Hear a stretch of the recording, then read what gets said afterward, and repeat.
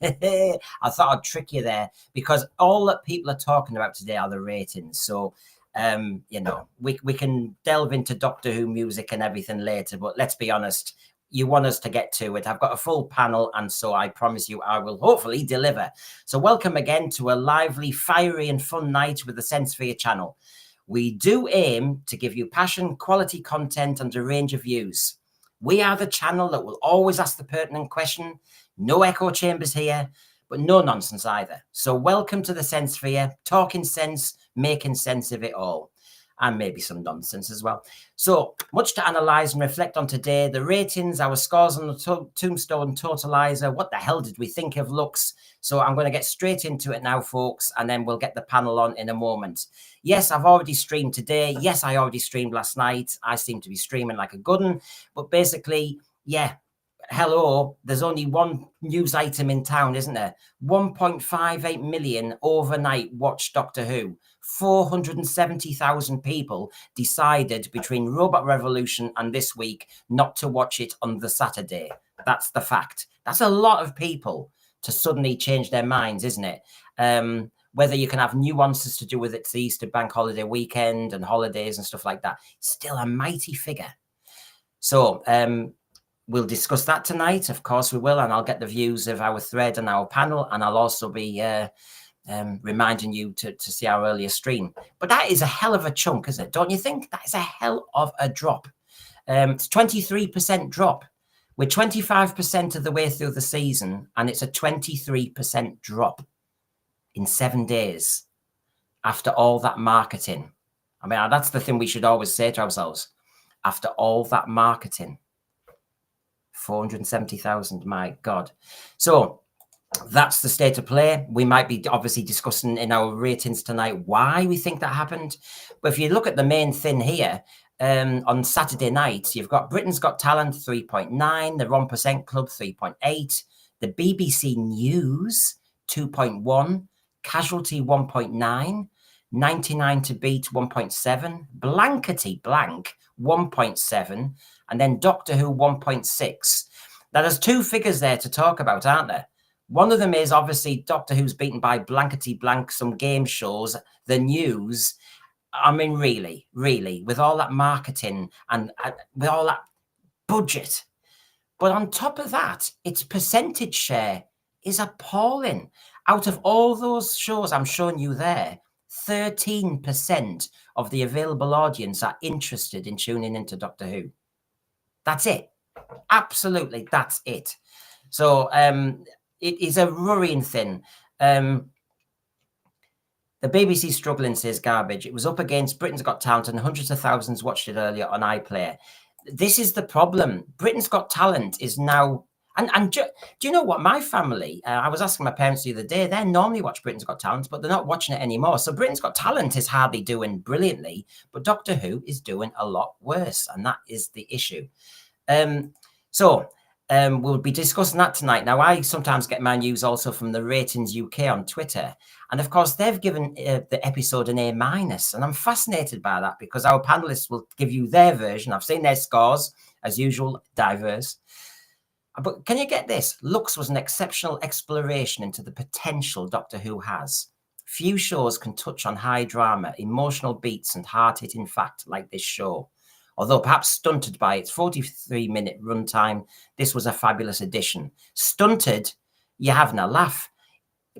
If there's half a decent idea, which in another language, that's saying there was half a decent idea for a story, then the easiest thing to do is to turn it into an episodic, developed piece of writing, rather than make it look stunted and silly and have an awful reset. So, don't worry. And of course, was it Thursday night? It feels like a week ago. We discussed, has RTD crashed Doctor Who into political trouble? Because, of course, after the Supreme Court ruling, we've got, all our Doctor Who friends and actors and everybody wading in. We had Verada Sethu wading in, challenging our Supreme Court judges. Isn't it funny how suddenly they all challenge the law? Yasmin Finney saying trans people aren't a debate, we're human beings. But I don't think it was a debate, Yasmin. It was called a court ruling. Juno Dawson, who's written our episode 6, says, while judges and obsessed transphobes spend millions deciding what the word woman means. Well, I'm sorry, but you say judges and obsessed transphobes. The last time I looked, it was only judges in the Supreme Court who decided that. So really, that second part, I think, is incendiary and shouldn't really have been said by somebody who's on our BBC payroll. I want every trans person and their friends to get offline and go for a cup of tea and a little cake. I'm a woman today. I was a woman yesterday. I will be a woman tomorrow. Our judge, who wouldn't ever hear from a single trans person, doesn't know us better than we know ourselves. We are who we are, and there are very sad people. Well, I wouldn't say the judges are sad people. I think they've probably done a very kind of worthy job and had to go into areas that they didn't think they had to go into. But why is this? Why, as I said in my show the other day, why is this so close to the Doctor Who stable? And it's because RTD, who he recruits, who he employs, the politics that they all share, makes the program Doctor Who compromised. And that's what concerns me ultimately.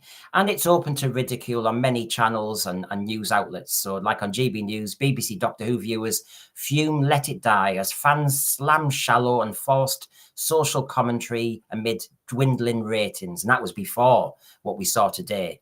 And you see the feedback from people who just say, Doctor woke, Doctor go broke. It's now Doctor your history and culture. It's re-education BBC style. I was a lifelong fan of Doctor Who and loved the reboot all the way up until it went woke, making the Doctor a woman and getting all silly.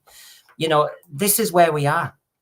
So, you know, I may say to the panel tonight, and I may also say to your very welcome thread, is the show already just dead? Is it just limping along? So it's really shocking. So tonight we will see our Tombstone Totalizer on the episode of Lux. You know, that's what we've got this year. Last year, when it was still the Sarcophagus, you know that the highest ranked episode was Legend of Ruby Sunday and got 79 points. And Robot Revolution got 82. So it's interesting, isn't it? We had used the same criteria, and Robot Revolution just seemed to be a slight improvement on the whole of last season. So we'll be back to it again. We had our Broke Hack Bingo on Who Night last night. And yes, I filled in my bingo card, my sci-fi scorecard. And red is what I thought happened in Lux, you know, verbal affectations. We had the Son and Dance in the TARDIS. We had various things going on. It actually didn't score as big on that kind of agenda as the first one, Robot Revolution. Doesn't necessarily mean it was good or bad. It just shows you that I can predict almost. So my sci-fi scorecard was made before the season started. And I almost could predict the formula that they use in every episode. That's a lot of ticks going on there for somebody like RTD who thinks he's been very experimental and, you know, trying stuff, new stuff. Really? Doesn't feel like it, does it? So we've got our comparisons ready. We've got our scores from last week. We've got a lot of topics to talk about. So, of course, let's be honest, I need to get the panel on and we'll get them dancing on as well, get them all lively. So shall we get them on there? Shall we get them on? Let me get all sorted out. Here we go. So here come the panelists, one by one. Here's John.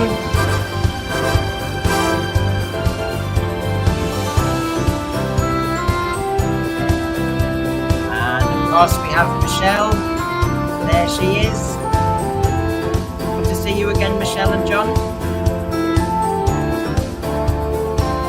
And Queen of the Walk, there she is. Rachel's here with her Juno Dawson reading.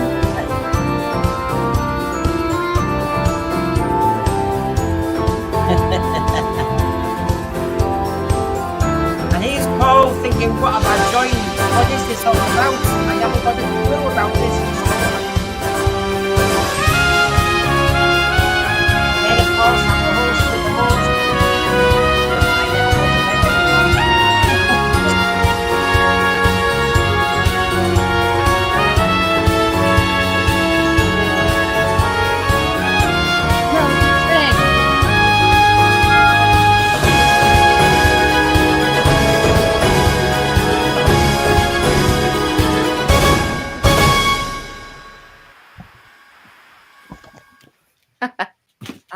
now. That's it. Right, so the show's over. I hope you enjoyed that.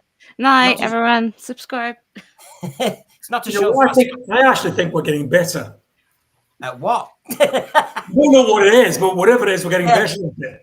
Yeah, keep taking the tablets, John. I mean, so, well, you've all sent me your scores on the doors. You've all sent me your burning issues. And so, what we normally do is start with the burning issues. But I think first, you all told me your ratings predictions. Get this thread. Here we go. So I'll just go big just to prove things here. So for looks, last week, we predicted whether it would go lower or higher or freeze. John kept me right. He said there's no stick in sight. So I said lower 1.85. Rachel said freeze to a bit lower 1.95. John said lower 1.9. Paul said lower 1.98. And Michelle said lower 1.85. So actually, folks, I'm shocked as hell. 1.58. It dropped right off, didn't it? For the second episode, I thought we were going to get down there eventually, but I thought it'd be like a couple of episodes and not on the second episode of the season. Mm-hmm. Right, so we epically lost, didn't we? Well, people are now saying, Paul, they're really starting to say, well, if you can lose 470,000 in 1 week, will we have an audience by week 8? It's a good point. It might be just all 5 of us. I mean, that's it. Mm-hmm. I mean, John, were you shocked? I mean, I think we're all shocked because obviously the stats, were we being conservative? Or were we? I mean, I didn't think it would drop that much. Maybe Easter weekend, people are away. There are some naysayers out there who say that we are pessimists. Turns out we are the optimists. We were far more optimistic about how this episode was going to perform. Given how bad that first episode was, we shouldn't have been, but we were. And we are where we are now. The question next is, will it continue to drop or has it leveled out? Remains to be seen. It might go back up. Yeah, it did with Boom. So you mean like acid reflux? Yeah. Well, the reason why I say it might go back up is obviously considering that it is Easter weekend. I'm not trying to make excuses for it, but it is Easter weekend. So there was a potential that there was a slight drop because of that. But also next week, I think that's where Rose Ayling-Ellis is coming in, and she's very popular. So I think people might watch because of her. Yeah. And what happened last year was we had the double bill of hell, Space Babies and Devil's Cord. And after that, Boom, which I think we would all say was a better episode, actually lost about 400,000 views. Yeah. Because Boom was then better, 73 yards, in the end, got a bump back up again. Yeah, but, it's also reflective, isn't it, of what happened the week before? Yeah. Mm. But I'm skeptical about Rachel's analysis. She will be right. We'll know that next week. But you look at the other viewing figures. I don't think anything else is much affected by the Easter weekend. People still come back for talent. That's. I have made that point in my video, which I haven't released yet. But yeah, you're right. Yeah. So it was 3.96, wasn't it, this week for Britain's Got Talent? It was 3.97 last week. Yeah. So the whole point is Britain's Got Talent is freeze, stable, and Doctor Who's tanking. Hello. As I said with Joy to the World, it was funny how people could tune in. The potential audience were there for Wallace and Gromit straight after Doctor Who, but they had other things to do, like the ironing when Doctor Who was on. And that has to be a serious worry for the Doctor Who makers or the BBC if they're very bothered about there being a future for Doctor Who. And interestingly, Brendan, anybody who's at all active on social media will have seen this week, given the result from the Supreme Court, a whole host of Doctor Who celebs, if you like, coming out and slagging off this the Supreme Court ruling. It's just the Supreme Court has ruled. It's the law of the land. That's it. It's not opinion. It's not debate. It's not a programme. It's ruled, and that's it. And for Doctor Who celebrities to come around and further taint, as you quite wisely said in your introduction, the standing of this programme by fighting against what is now the law of the land, just doesn't bode well for the programme generally. No, it's interesting, isn't it? The progressive side, who obviously when Boris Johnson prorogued Parliament and did various things, Oh, they were outraged. Oh, they were outraged. How dare you undermine law and the Supreme Court? As soon as the Supreme Court does something they don't like, they're slagging them off. Absolutely, yeah. And this is it. So they're no better, is my point. They're no better. So there we go. Because they're actors, they know better than us. They're smarter than us. It's been a well-established fact. Oh, yes. These are geniuses. Well, yes, because Donald Trump was mentioned in the BAFTAs by your friend David Tennant, who, when he thought of all the dodgy regimes in the world, he thought, I won't mention Putin, I won't mention President Xi, I'll mention Donald Trump's hairstyle. Well, this was the last time we cared about what British thought about us, like, because we are in the 250th anniversary of our American Revolution. So this is the last time we really cared about what England thought about us. Well, what's good is because it was in the mirror one, all those Brits are going, we don't know what you're talking about because it was in reverse. Sorry, it's called The British Are Coming. It's the American Revolution book. And that's the last time 250 years ago we really cared about what you guys thought about us. Oh, you're still a colony. No. Right, I think we probably are colony. Right, okay then. So we always start with burning issues, and I'm just guessing. Don't know what it is. I feel as though there might be some burning issues. And so John's already mentioned about acid reflux. Get your Gaviscon out, everyone. Here we go.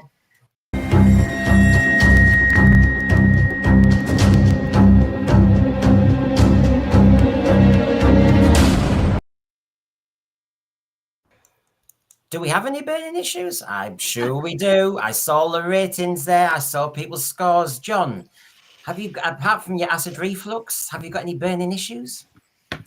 Yeah, well, there was a couple I mentioned.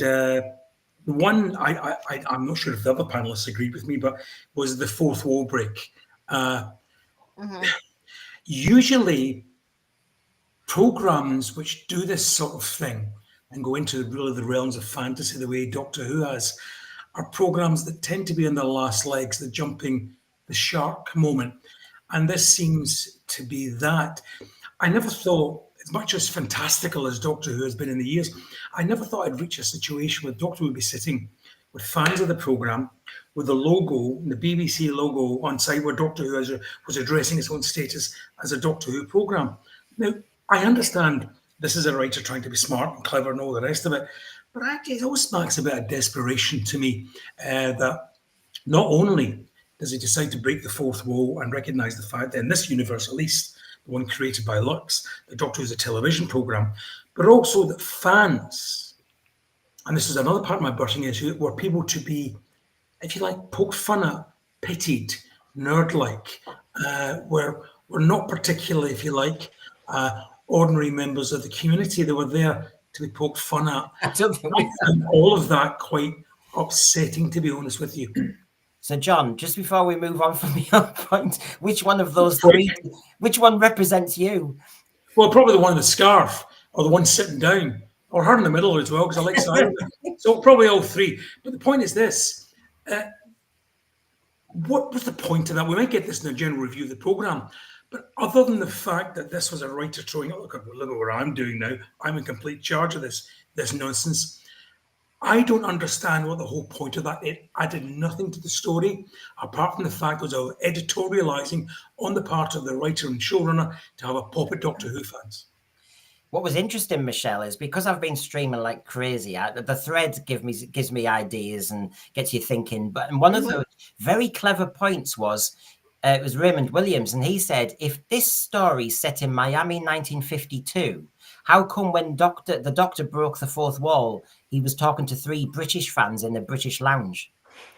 Oh yeah, and also mocking the fans with the hashtag RIP Doctor Who, which was a term coined, I believe, by Gary on Nerdrotic.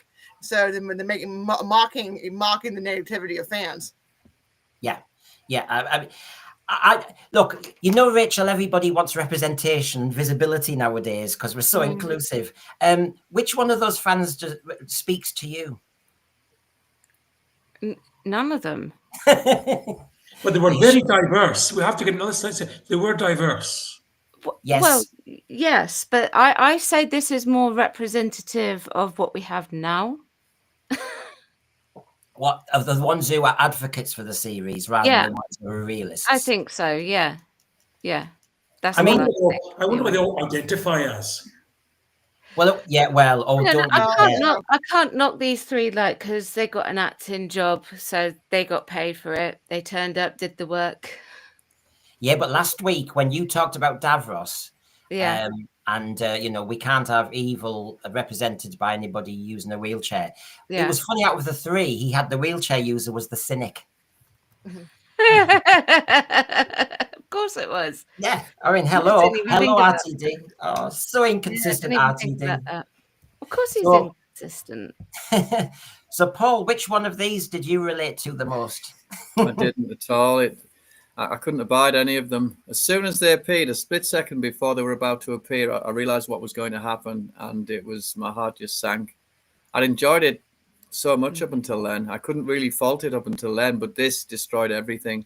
And of course, that was the reason. I think so twisted is he now that he could quite likely create something half decent, only to put the kibosh on it in a manner like this.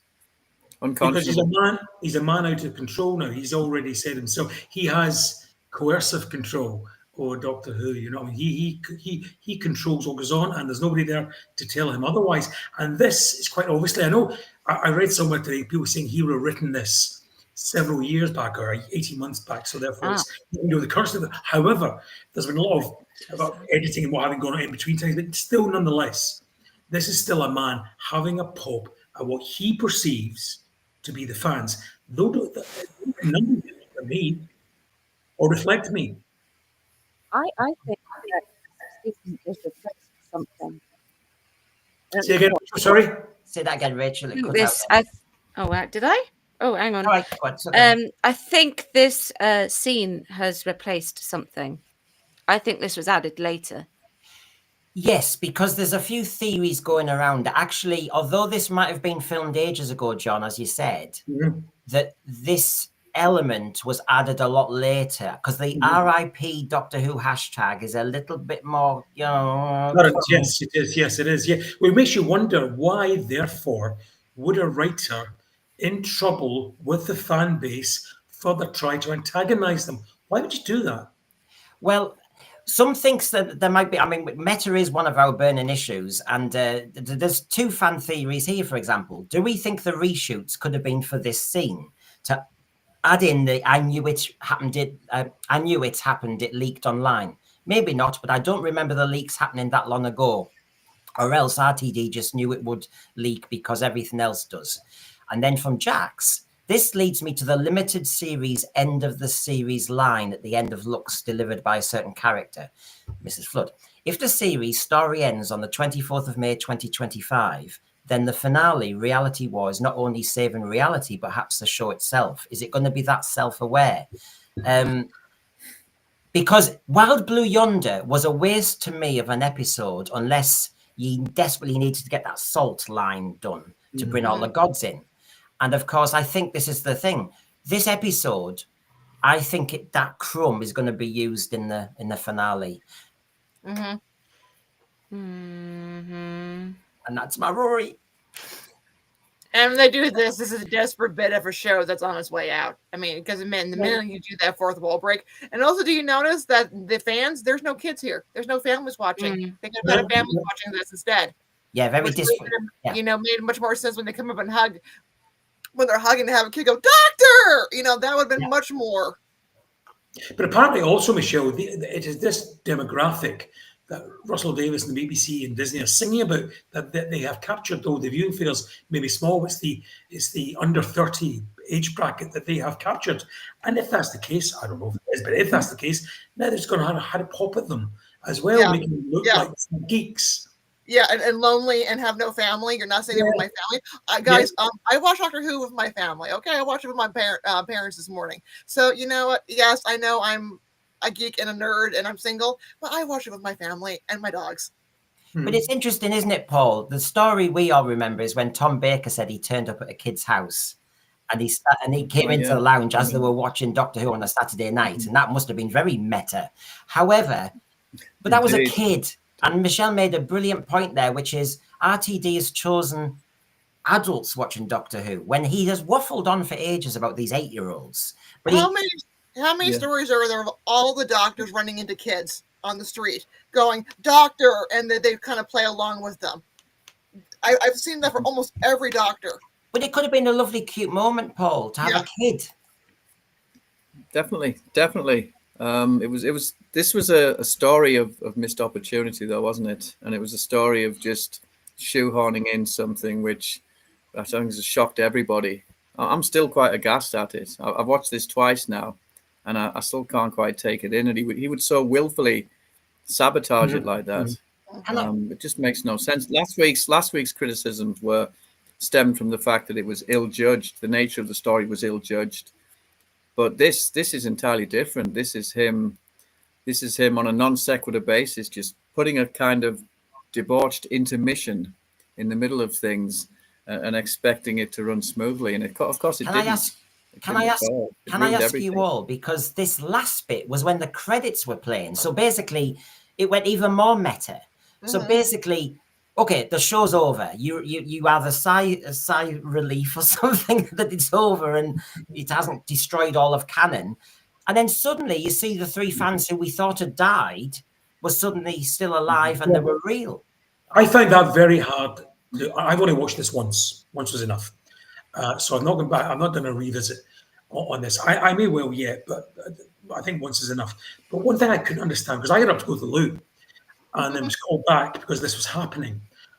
And one thing I didn't understand was, right, okay, if the Doctor and Belinda became fiction as a part of Lux's influence in the midst of this episode and had to break free, and therefore these 3 characters only existed insofar as the Doctor was fiction, what does that mean now that these people exist as a credit show and are able to acknowledge each other both within the fiction and now outside of the fiction?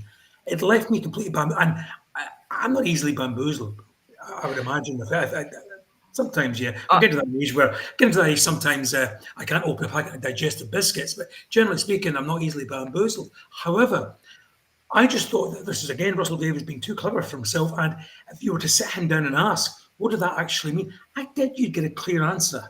Rachel. Rachel, you know John? Yeah. Don't you think he looks tired? No, can anybody put themselves into the head of Russell Davies and tell me what that all meant in bringing these characters back at the end? I've got a theory on that. I think it is him reminding us all that it is just a TV show and we are taking it way too seriously. And of which he's in charge. Yeah. There's another thing. In other words, all of you are crying woke and whatever, shut up. There's also a theory that, that when it was almost sad, I almost felt sorry for the characters when they knew that once they kind of shut that frame down, they were dead. And that the Doctor and Belinda were real and would carry on. But at the end of the episode, they are real, the fans. So there's an idea that actually it's the Doctor and Belinda who are trapped in fiction. And that's why in the reality war in episode 8, Mrs. Flood will almost shut the book like they did with Basil Brush, and it's the end of the story. She's going to be the god of stories or something. Yep. Belinda could very well be I do like what I know it's not quite the section to be talking about, but I do like the fact that Anita Dobson, even though I don't agree with the nature of it, she seems to understand exactly what's required of her. I quite like the way she swans in and then swans out, says a little bit of dialogue and keeps it all cryptic. And it's just nice to see her on the TV again. She's so redolent of a time when British television was at its heyday that it is nice to see her on the TV. Paul, the biggest reveal is she's going to be Angie, just on Doctor Who. Well, anything regenerated. Look, unfortunately, it could be career-ending for her. Oh, I hope not. Well, yeah, but you see, it's so meta that she's got lines like saying "limited run," it expires, and you're thinking this episode is really a gift to the cynics and to the people who really want to criticize Doctor Who, because he's given us so many quotes and pieces of dialogue that but it's also panicked people who love the show. That statement that she says at the end, they think that means cancellation or hiatus. Mm-hmm. But they were bedwetting years ago, Rachel. Oh yeah, I know, but it does seem something very definite, doesn't it? Yes, I mean, I've had a few people today, John, telling me that how wrong I am. Yeah, you are. I don't know what you're wrong about, but you are wrong about it. Yeah, I thought they were all your trolls. I thought, it's interesting. Rachel mentions that a lot of people being panicked and worried, and yet again, it's an example of I think someone exerting this control. Somebody in the previous episode, he just talked about the control and a boyfriend had over a girlfriend, and how wrong that was. And here's a man exerting control over, you know, fans and people who follow a show for years and years and years, and making them worried about its direction or its longevity. And I think there's a certain degree of malice in that for whatever reason. I don't know why he's doing it. Yeah, I mean, I agree with Paul. She's a good actress. I do like her little. She's got some great one-liners to do. I mean, that's all she's got to do. She's not doing enough. She's capable of doing so much more. She's been. It's almost like a cameo in each episode. Yeah, she's a great actress. She should be doing more. She's got the big reveal coming, of course. But this is what I think some of you were saying regarding your burning issue, which is the meta itself. I mean, it's a bit it's so clever within the plot that you can push your frame and bend the fourth wall and all that. The trouble is, it doesn't bear any testing, does it? It visually makes sense, but it makes no plot sense at all. No. The best example of it was in Remembrance of the Daleks, when I think it was Ace was listening to something on the TV, and it alluded to Doctor Who starting, and even now when I watch Remembrance of the Daleks, so suggestive is it that I expect him to complete that sentence and say Doctor Who, but he never does. Obviously, that's as far as you need to go, isn't it? In my opinion, that's what I was trying to remember the other day. More sort of overt. Paul, the point you're making, they knew when to edit in Remembrance of the Daleks, but look at that shot there. You've got the Doctor in front of the Doctor Who icon. Absolutely. Absolutely. And that's the difference you're saying. One split second makes all the difference. Yeah. Yeah. And as John said, you know, it's always the sign of a dying program, this. Yeah, because it's more than just being self-referential or, you know, the wink to the camera we got last year, or Mrs. Flood talking to camera. There may well be some explanation for this to come. But the logo, the BBC logo at the top, it smacks of desperation, you know, and you just think, you know, you're exhausting the patience of the people who have kept this brand alive for as long as we have. He may well come up with a perfectly satisfactory for him in-world explanation to this, but I'll be very surprised if this turns out to be in any way satisfactory come the end of this. Yeah, yeah. So yes, I think that's what we all meant by the meta. It was just visual gags, really. I didn't mind some of the one-liners, you know. You can't expect a 2D character to have a backstory. And, I busted up laughing at that one. Yeah, I like all that. It's just that I want somebody to take my show seriously. And the other burning issue that came through on our Who night, and actually we didn't make a big thing in the end of it, it was just mentioned, was the Rock Hudson reference. Because you're trying to set a time frame and everything. And, you know, these progressives are amazing, aren't they? They talk about reductivism, and they reduced a top Hollywood star to just a HIV reference. Yeah. Mm-hmm. That's it. That's all he was. All he was. And see, everyone's reduced now to sex, sexuality, colour, gender, whatever gender that happens to be. That's basically, that's identity politics for you. Because if you ever it would have been far better if just... you know how he ended up. You don't need to he was a fantastic actor, gorgeous man. Left us way too soon. He was more than just how he left us. Yes. It would have been far better if they just showed the sign, lingered over the sign a little bit, as they probably did, I think, and then not mentioned it at all.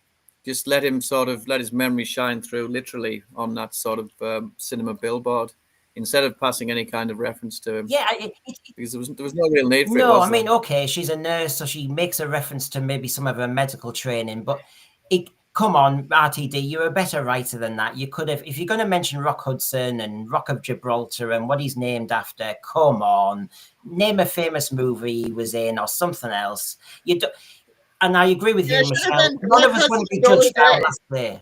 Yeah, we want to be judged when we're at our peak and our, you know, whole catalogue of work or something, and that's just so reductive. It's horrible. It's cruel.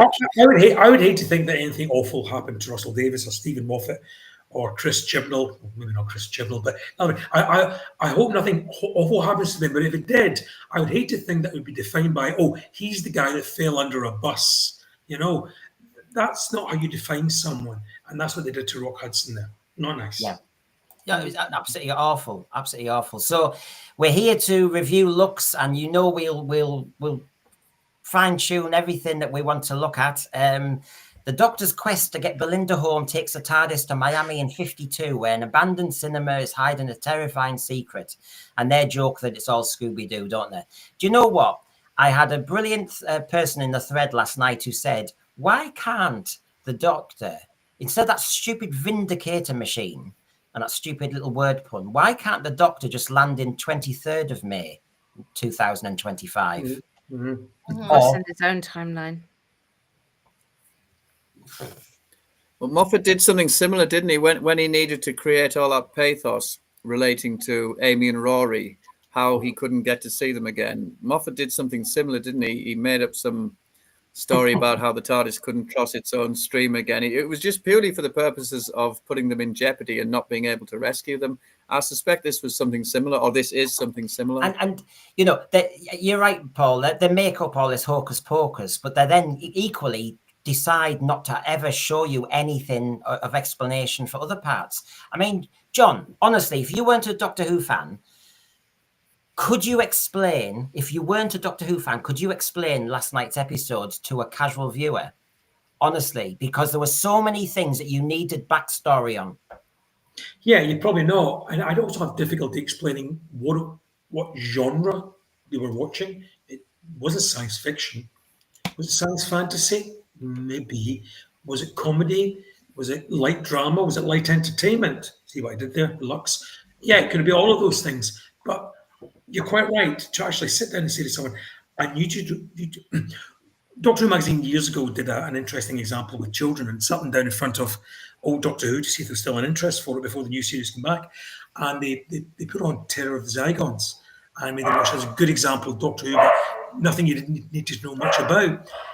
If you were to do that now for people and just show them this, I don't think they'd have any idea of what this program is, what it's capable of, what it can do. It was quite niche, this. And the fourth wall break just made it look, I don't know, like some sort of student brag, student program. I don't know, people just taking the mickey out of itself. It didn't get it. Interesting, if I can finish, Brendan, you talked about the wordplay with Vindicator from Vortex Indicator. I have my own little wordplay for this Doctor Who. It's a shining iteration. Miko, you will love that. Oh, I'll have to work that out. Can I have a few days on it?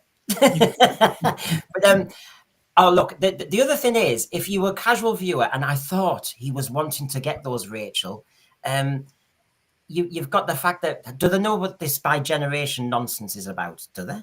Do they know all this stuff about Mrs. Flood? Do they know all these other references? This is just too beyond belief. And because, Rachel, nobody really dies apart from maybe the projectionist, there was no point in watching it. There was no jeopardy.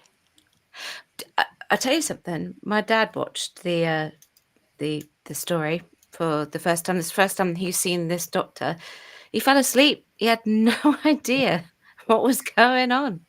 And when he woke up, Rachel, everything was the same. Yeah, pretty much. Yeah, there was no jeopardy, and that's unfortunate. You lose the jeopardy when you did the by generation anyway, and then Mr. Ring-a-Ding, he only put them into the celluloid. It would have been much better to have had the Doctor trying to save those people inside the fictionalized cartoony bit that they got zapped into, rather than going on this meta tour that they were doing, you know, in that bit that just convoluted itself for no reason at all. And, you know, you could have Mr. Ring-a-Ding coming in and just being like totally evil and like perhaps trying to catch these people and do really bad things to them, crushing up the film sales or something like that. They should have made Mr. Ring-a-Ding become entirely corporeal. So actually have him change into Alan Cumming with the I agree. makeup. That's what I would have wanted. Definitely. I think they missed a real opportunity because Alan Cumming is way too good to just be a voiceover. I've seen him in other things, and he's just good. They should have just brought him straight into it. You know, because it was very clear that the character was going to need more light and whatever, more energy. So, you know, do it earlier. Get him to do that earlier. Bring him into his live format. Don't just use him as a voiceover. Make him really scary. Alan Cumming can do scary. Well, Sonny Waffles, who was only on last night, he wants to throw light on his theory. But thank you, very generous, Sonny. Thank you very much for that. Here to support the Belinda is evil theory because that would make me happy. I'm going there. I'm saying that she is a trickster of some kind. So leading the Doctor into a trap that involves Mrs. Flood. But she just doesn't know that she's too good to be true. You know, and have those moments, they're too good to be true, aren't they? The Trojan horse is in the TARDIS, Yeah, the Trojan horse is in the TARDIS. It's the Susan twist, but this time it's the companion. Yeah. It'd be interesting to finally have like one companion turn evil. I mean, we've had like Turla, who was evil, but then kind of turned good. It'd be really interesting to have an evil companion up against the Doctor. Well, we've had a showrunner turn evil, so I mean, well, that's true. But I mean, you know, maybe it's life coming. You know, art imitating life. Yeah, I know. Oh well, I think it's time. Nobody will let me carry on tonight without getting your views. They've heard my views today, but they haven't heard your views proper about this. So we'll have that music again because John, I quite like it. You know, I like it too. Yes, here we go then. It's our time to discuss the ratings. Oh, slow John.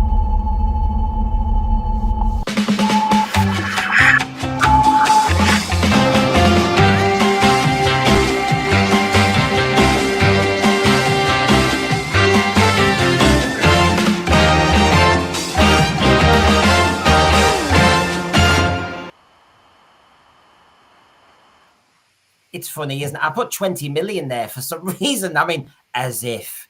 So, play your cards right. Well, I will ask them a little bit later, not now, but for their predictions for next week. It might be 0.0 something. But anyway. Come on, we're going to be optimistic here. It's going to be 0 point something.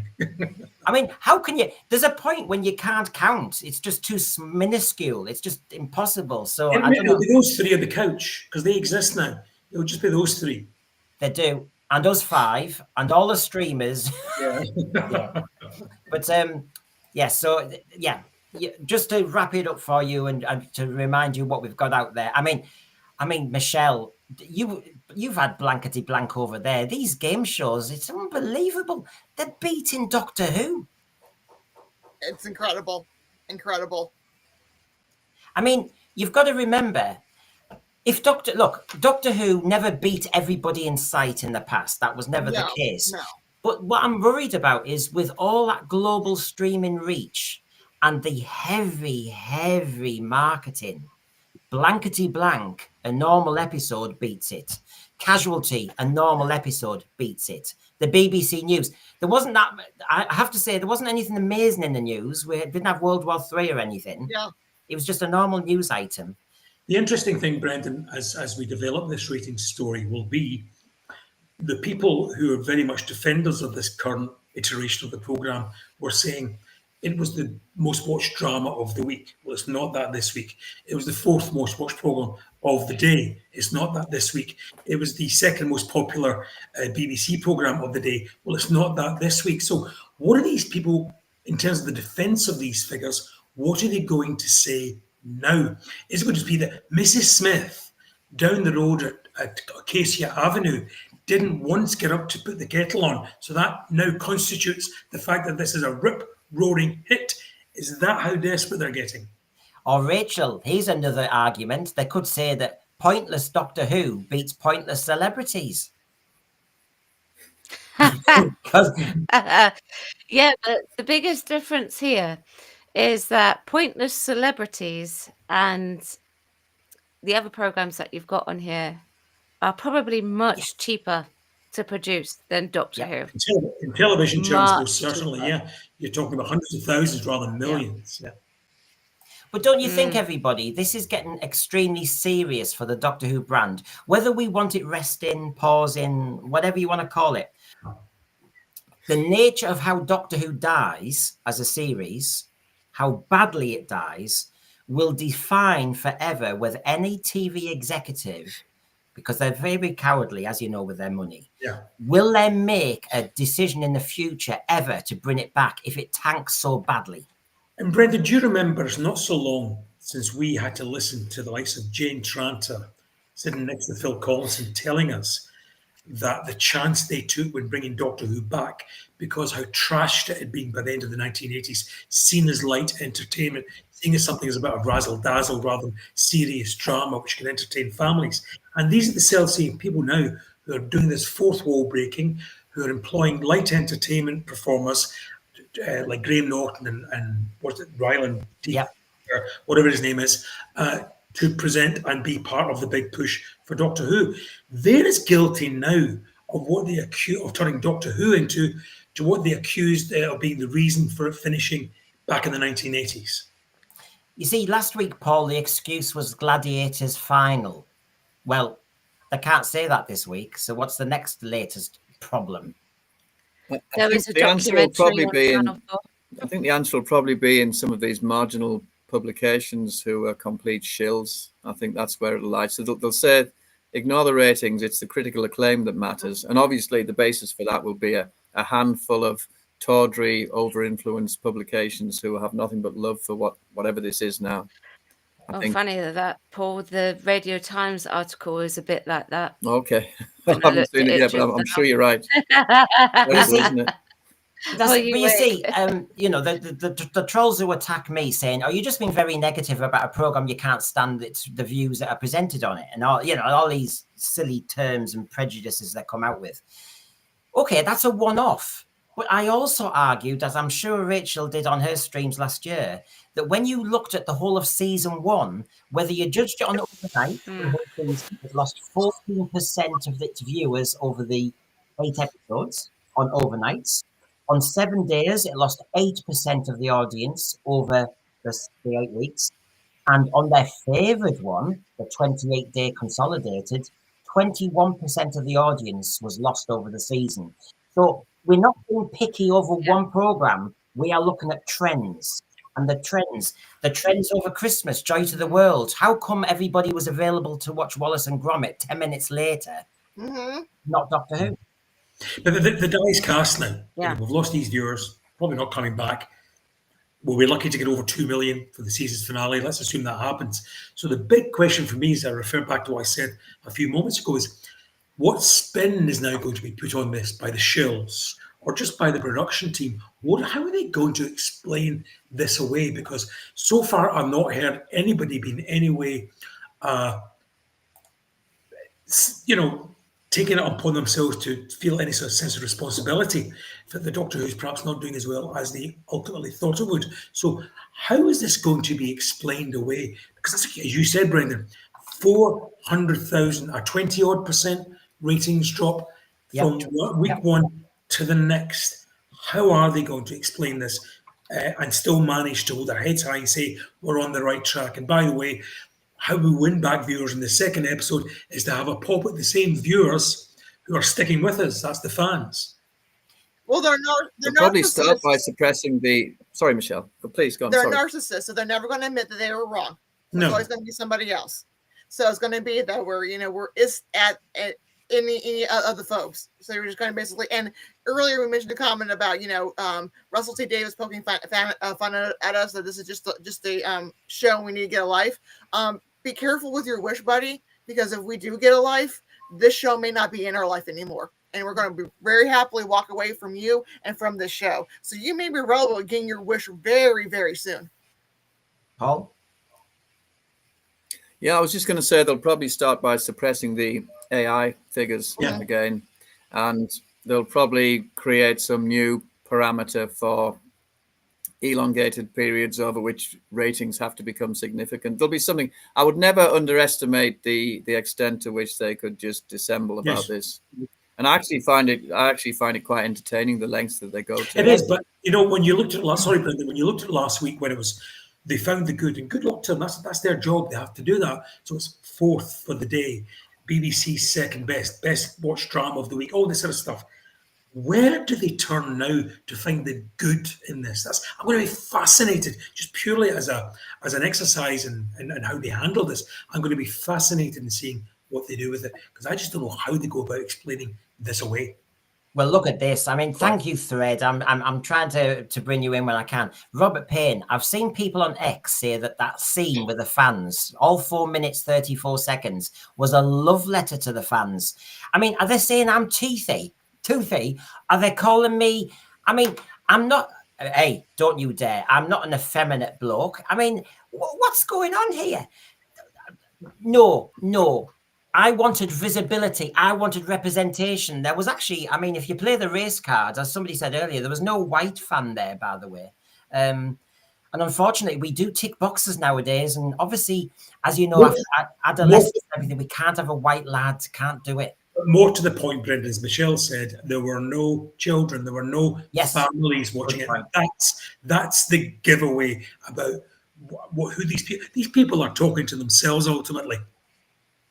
No, quite. Michelle, it was an extremely well observed point, that because we all know we joined Doctor Who as kids, and he waffles on about it, and it's shocking that he had 3 choices to show a Doctor Who child fan, and he didn't. No. Not much of a love letter. This is it. Some of these people are in their early 20s. I'm sorry to say this, but they're in that kind of bracket. And RTD thinks he's captured them. And it's all about representing themselves and all the emojis and everything. But you're thinking, but what about the kids? You're adults. You're supposed to have grown up, and you still love Doctor Who, but you don't need to be talked to. It's for the kids. And no, it's for us. It's for us. RTD's our man. Rubbish. Absolute rubbish. So that'll be interesting. So before we go on, obviously, I've got to get you nailing your colours to the mast again. Knowing what you know now, what's going to happen next week? So, John, I'll throw John in first because his nitrogen hasn't kicked in yet. So I'll get him now. John, I do have ice cream though. Mind you, I heard barking earlier. Have you got Sutek in your house? No, I've just got the usual spaniels. I've got some fried cream here, which is my husband George refers to as old lady chocolate. Bless. so what the ratings do you reckon for episode 3? Right, we've got to be optimistic about this. So I think they're going to go shooting down a little bit more. I sneakily checked the forecast for next week, and it's much of a muchness again. So I would imagine that we're beginning to level out now. So 1.75, and that's me being optimistic. Okay, so higher. 1.7. No, lower. Sorry, higher for the pro. Oh no, sorry, forgive me. I was nitrogen. I need to no, you check it out, shouldn't. That's lower than the one I gave it. Okay, it was 1.58. Okay, so it's leveling out. I'm going to say it's going to be roughly the same. 1.55. There you go. I thought the show said it was only girls who were bad at math. Michelle, I'll ask you. It's not something to do with maths. And what it is to do was the fact that I totally lost the plot. Michelle, and why do the British have it plural? Why is it plural? Mathematics. Oh, okay. Michelle, if I ask him in 2 minutes, he'll change his prediction again. So 1.55. Well, I told you 1.49, and I'm sticking to it. 1.49. 1.55, and I'm sticking to it. Right. Oh, he's sticking to it. What day is it? Who's the Prime Minister? Who said that? So, Michelle, I'm worried sick for John here. So, if we can speed through the stream. Just need some more chocolate. He needs his old lady chocolate. My prediction is probably going to, since I was really off this week. Let's see. I'm going 1.45. 1.45. So we're going lower. Isn't that what I said? We got. So we've got. I have no clue what you said. I don't even know if that's Common Core math or what math.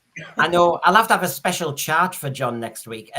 So Sonny says 1.5 to 1.8. JWC Review says 1.75. Dread Newt says 1. Dalek Lives Matters says 1.8. What are you thinking, Rachel? Okay. So based on the fact that the word of mouth seems to be it's pretty fair, right? I think a lot of people did enjoy this. There are a lot of people who didn't, but I think we're going to see a rise. So I'm going to say, based on that, 1.8. I think it will go back up with the possibility of going higher, but I'll say 1.8.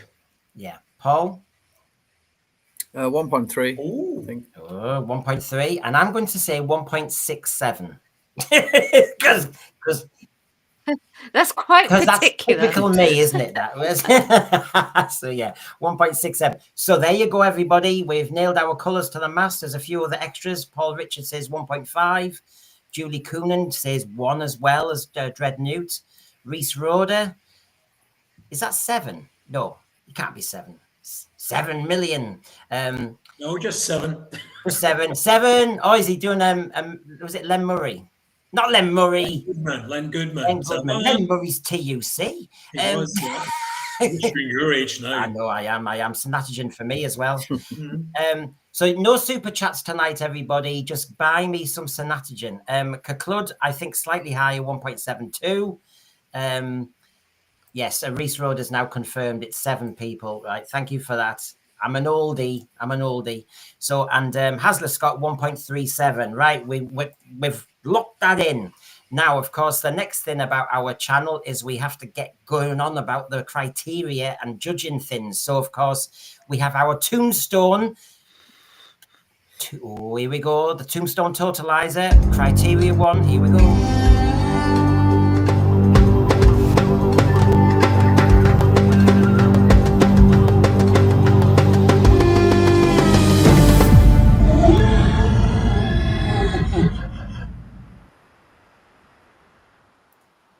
Whoa, that gets you going, right? And that's not the Sutex in John's house either. So, criterion 1. Now, Garbage, very, very helpful. Said, I've got to remind everybody in the thread, if they've joined us, what the hell I'm up to, because obviously, if you're new to this, what are we doing? So we mark each criteria out of 10. And our first criteria really is it true who or boo who? Does it follow the Doctor characterization? Is it recognizable Doctor Who? And we mark it out of 10, 10 being the best, 1 being the worst. Oh, well, 0 can be the worst, of course. So basically, I'll keep that on screen just so everybody knows. And we'll gallivant through, and we've got other criteria in there, but I won't bore you now. That's how we do it. 9 or 10 is outstanding. 7 to 8 is good. Needing improvement is 4 to 6, and 1 to 3 is special measures. I can't help being fearful of the dreaded Ofsted. And they accumulated these totals last year. And I have to remind you, those are terrible totals. You know, if I've got 5 panelists and each one can give me 30 potential votes, that's 79 out of 150.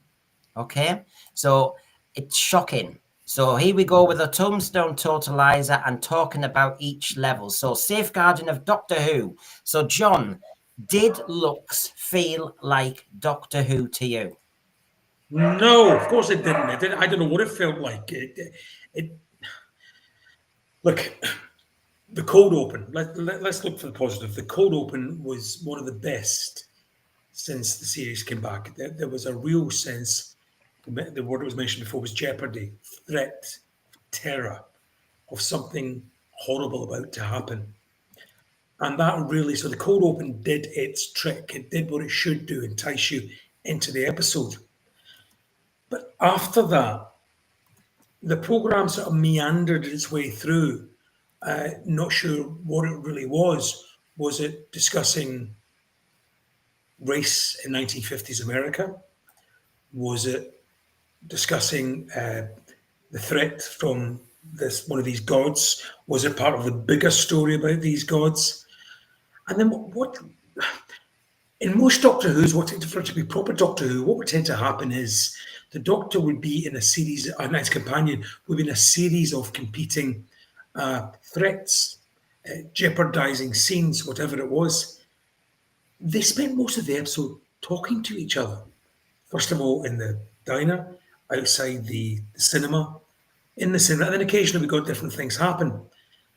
But was it identifiably Doctor Who? No. It's identifying what Doctor Who's become, but it's not what Doctor Who should be, was, but it definitely probably is what Doctor Who is now, which is a bit of a mishmash of a whole lot of stuff, but essentially less than the sum of all its parts. Michelle, I struggled with so many things. For about 20 minutes, I thought, well, it's kind of Doctor Who. I mean, I'm not going to be, harsh. It felt Right, a bit, yeah. But then it was very different. And that's the problem with a lot of the RTD and a lot of this new era with Shurigawa. There is a germ of a good story. There's a germ of a good Doctor Who story. It just goes completely off the rails about 20 to 25 minutes into it. When as soon as it starts getting to the third act, it's like we can't quite figure out how to figure it out. So halfway through, I felt like Doctor Who. I thought the touching on the segregation was better than Rose. The fact that it is where when Belinda goes to challenge it and the Doctor says we're in 1952, this is the way it is in this time era, doesn't mean we have to like it, but I got better things to worry about right now than segregation. I got to figure out where these people went, and we'll deal with this later. I thought that was a very doctorish response to it. And then the mother, I thought her pathos was I think she did very well. Acted character, but then as soon as we start getting into the land of make believe, as soon as they got sucked into the animated movie, and they're showing too much in this era, they pretty much showed all of them being a cartoon in the previews. Yeah, like the musical episode, I thought we were going to get more of a musical. I thought the rest of the episode was them going to be running around in cartoon land, and again, they're showing way too much in these promotions. You see. There's so many players. I mean, you've mentioned the racing. I had Sonny Ruffles on last night, and Sonny thought it was well executed. I actually thought, I agree with you, Michelle, that if I'm going to be very fair on, do I see a Doctor moment? I liked the lines he was given in the diner. I thought, I'm going to shine. I'm going to shine in this world. Yeah, exactly. Great leadership, good role model. I thought that worked better, although it still doesn't help poor Belinda, who's just landed in 1952 and realizes segregation. He just says later. And I'm thinking, well, but it's her first time facing this. Yes, exactly. Yeah. And again, segregation is completely different in what was in England than when it was in the United States. And so even as a person from another country, it was shocking to people of color when they came to the United States during the Jim Crow era, and they would have this. And again, it would have been profoundly shocking. But given the fact that this episode just needed it to be set in a cinema, why did it have to be set in that time period there? If we're just going to mention it, acknowledge it. It didn't need to be in Miami. It could have been in Brighton. It could have been anywhere. Forget the location. I'm talking about the time period. Just why, apart from allowing them to make that comment. Yeah. I don't understand that. That could have been set in the 1970s cinema in Scotland, England, wherever. I just don't get it. Why was that? Unless it just gives I get another chance for the scriptwriter to virtue signal. I don't know. I thought one of the best uses of if this is a good way to put it, the best uses of the racist referencing was when they seemingly came out of the cinema screen. They thought they'd escaped, and they were confronted by that the mother of the missing boy and a policeman, and the policeman was using sort of not racial epithets, but he was certainly referring to the fact that they were from somewhere other than America, the Caribbean, I think he said. Yeah. I thought that was where it was not only educative and informative about what was going on at that time, but they also worked it into the story in quite a productive way. I was quite impressed with that, because I was sold on that scene. I thought they had escaped from the cinema, and I thought they were going to be somewhat berated on the basis of their race. But it was all obviously a smoke screen. I thought it was very well executed. I got completely thrown by that. I think that's why there was a moment, when he saw the New York cop and he realized, I'm being tricked. Then I felt, because I thought, you've switched that woman. I really engaged with her. I felt sympathy for her. And now you've switched her. And I hate that, because you're baiting me. I felt, it was a bit dot and bubble. But then, of course, it's a trick. But then it makes me think of those 3 fans at the end. And if those fans at the end are now real, is that a trick from, say, Mrs. Flood? Do you see what I mean? It's like, it makes you think, how many tricks are going on here? But my issue, Rachel, I look at her, she's lost herself now. She's just... Yeah, no, I'm just laughing about that scene, because ironically, that's probably one of the best lines about the continuity in it, but that has a gaping continuity error in that scene. Why would Mr. Ring-a-Ding know who that woman is? Shooty, the doctor didn't meet her inside the cinema. He met her in a diner. Yeah. Ring-a-Ding's not been outside. Sorry, carry on. No, it's great. And my issue, because, I want it to be Doctor Who, and I know I won't always get what I want. You don't always get the Doctor you want. But it's this bi-generation energy. And actually, it is changing canon, because he just made it up in the giggle. And it's now to help him with this. And then you can make a TARDIS with a sledgehammer. And all this hocus pocus. And I am sick to death of RTD making Doctor Who this kind of Tinkerbell fairy dust regeneration effect. And everybody has it. Stephen Moffat did it with the Davros. I'm getting really sick of this, because it's diminishing our Doctor, that you just basically... I mean, have you absorbed him? I also, John, hated Mordrin Undead for that one aspect, because you thought, how much has Peter Davison been drained? And then, there's an explosion. Oh, no, he's back to having 8 regenerations left. And I'm saying that because he loves Mordrin Undead. And I know you're trying to bait me now by mentioning Mordrin Undead, because you know how much I love it. Very meta. Mordrin Undead is actually quite a good one to mention, because unlike classic Who, it does mention regeneration, and not in a regeneration story. And that's the way regeneration should be. For it to have maximum impact, it should only be at regeneration stories, or very, very rarely in between. But you're quite right. This whole regeneration thing, or it's not even now regeneration energy. This was bi-generation energy that was mentioned there, because we didn't have a regeneration. Apparently, we had a whatever the hell that was. But it dilutes it. It makes it commonplace. And when you make something commonplace, you make it less special. Yeah.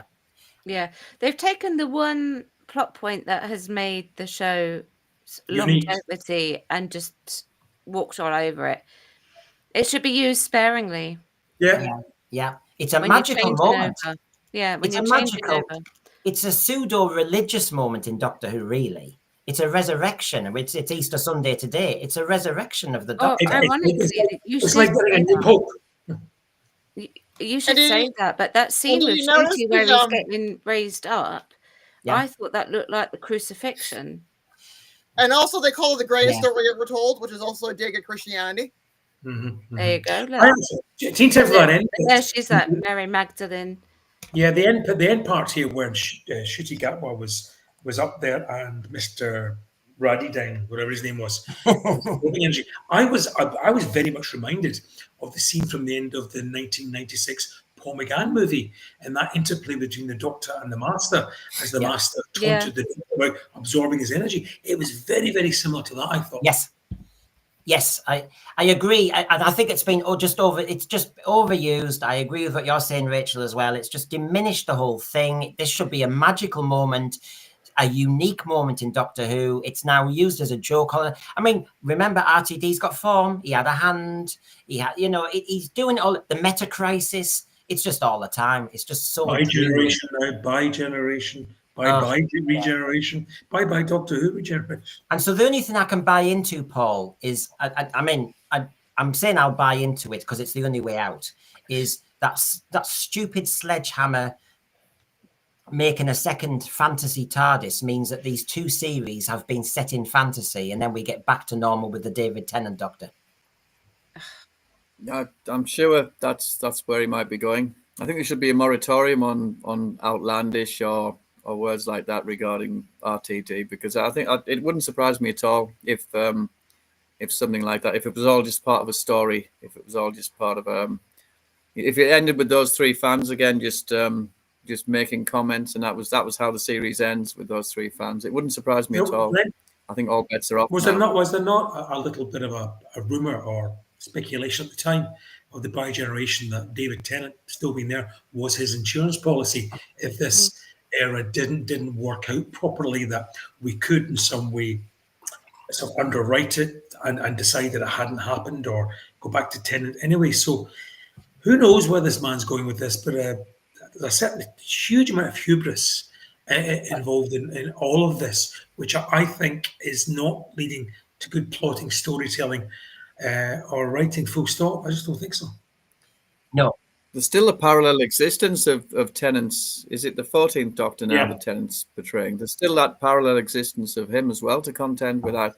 I'd be surprised if he didn't sort of make an appearance somewhere before the end of this series, assuming this is the last series. It also makes a whole mockery, and we will explain why they're not visiting present-day Earth in this series, because it makes a whole mockery of the Doctor having to go and bail out humanity or UNIT or whatever's going on, because they have a Doctor in situ. Well, can I just say, because actually Mr. Squinty Mint can be right, and then our kind of negative observations can be right, because as Mr. Squinty Mint says, what I don't get is why fans consider all these things a problem now. I didn't like RTD1 for all these problems. Maybe you're ahead of us, Mr. Squinty Mint. I got through RTD Ron's era, and overall I thought, yes, he raised its popularity. He made some of it event TV. He got some great stars on. I agree, though, on second viewing, you could see the problems were there. And his mistake was once he came back and thought, I can do it all again. No, not under the same formula, mate. As I argued this morning, what worked for him in 2005 to 10 isn't going to now, unless he is hubris and arrogance. What he should have done is taken Doctor Who back to its roots and done episodic. And I think that would have worked. But so, Mr. Squinty Mint, you may have just seen the signs of the downfall of Doctor Who then. I was later to the game because it seemed to work on one. And I've been saying this a lot more now, a panel. I've been saying that basically RTD used to get away with everybody in the media talks about today's episode. He gets the headlines and everything like J&T used to. But the episodes don't serve a review and a re-watching. They fall apart then. And my example is something like Utopia. I'll only watch Derek Jacobi, of course, being revealed. It's a dramatic moment in Doctor Who history, but the rest of the episode's a bit whatever. And also, when you look back at it now, unlike Moffat, his eras were very formulaic. You knew what was coming in terms of when the historical would be, when the fun two-parter would be, when the more serious two-parter would be, building towards a big finale with something seeded throughout the season. I enjoyed the first iteration of Russell Davies. I really, really did. But you're right, Brendan, when you look back and you can see a successful formula, as it turned out, being repeated 3 times over after the first one. But I enjoyed it. He's tried it again this time, but for 2 reasons. One, because he's revisiting old hits, and secondly, because he's polluting it with a whole lot of message sounding. It's not working as well this time round. The other thing about is this True Who or Doctor Who and all the rest of it is it's too Harry Potter. This god sin, his obsession with the dogs, with the gods, Lux Imperator. Look, if you're going to do gods, you've got to be clever about it, I would suggest, which is you can't, if they're so powerful, after 40 minutes, you've defeated them. They're not that good, are they? No. Mm-hmm. Every week, oh, here's another god. Oh, oops. Oh, no, that, yeah. It doesn't work. And by the way, I don't think that episode in its entirety really was Doctor Who, for obvious reasons. Did the Doctor solve it? He didn't. No. Nope. Nope. It was Mr. Pie in his matches. Mm-hmm. Yeah. And there was a genius moment. The only reason this episode worked is because the man who was having hallucinations of his dead wife, thanks to Mr. Ring-a-Ding, suddenly the hallucination wife gave him the matches. Well, how did that sudden about change happen? Well, I didn't have a problem with that. I saw that as simply he got the matches and he hallucinated his wife. I mean, he's been subjected to brain control or brain damage or all manner of things by that creature, and it's not impossible that there was some residual propensity for hallucination left in him, or he could have just in his final moments visualized his wife. So I didn't really have a problem with that. I didn't have a problem with that. His grief, yeah. Yeah, quite. It reminded me actually of that scene in The Unquiet Dead where they chose to leave it the conclusion between that sort of the explicable and the supernatural, where she was dead, but she still managed to proactively save the day, didn't she? The maid, I forget her name, but it was Gwen. Thank you. It was unexplained, but it was satisfying, and I found the same with this. If I'm honest, I found the same with this. But you see how there's only 8 episodes in the series. Episode 1 last week, who solved it? It was the companion. Who solved this one? Well, it was the companion asking for the matches, and it was therefore the projectionist. You don't need the Doctor. And they already told us how it was going to be solved anyway. Yeah. So this is getting to be a trope, a danger. Why watch the program? Number 2, if you don't understand Doctor Who and you're a casual viewer, would you understand that episode? And when nobody dies at the end, what's the bloody point? I just don't. I don't know. I thought he was a great dramatist, RTD. I thought he kind of knew how the beats of TV. But he seems to be missing the beat of what the hell Doctor Who is. So I have my problems. Now here's our marks here, everybody. Shock horror. Take a look at that. Oh. That was lower than what I was expecting. Well, I thought I was being harsh. I love the mystery of this, you know. I'm the optimist one, everyone. I used to be the optimist. Yep. I always do a blind audition, a blind ballot. The reason why I get the 4 from me was purely the cold open and the general concept. I like the idea of cartoon characters coming to life. And in proper Doctor Who, this would have been handled so much better, and with a proper, if you like, in-world science fiction explanation for it being sort of 2-dimensional. You almost had it with that old Peter Capaldi thing. Remember the Flatliners about 2Ds wanting 3-dimensional existence. That could have been done here. So the cold open got 3 of those points, and the remaining point came for just I thought Linus Roach, who is the son of Bill Roach, who's Ken Barlow in Coronation Street. I thought he was fabulous in this. Yes, absolutely. I did like him. Absolutely. Yeah, I agree.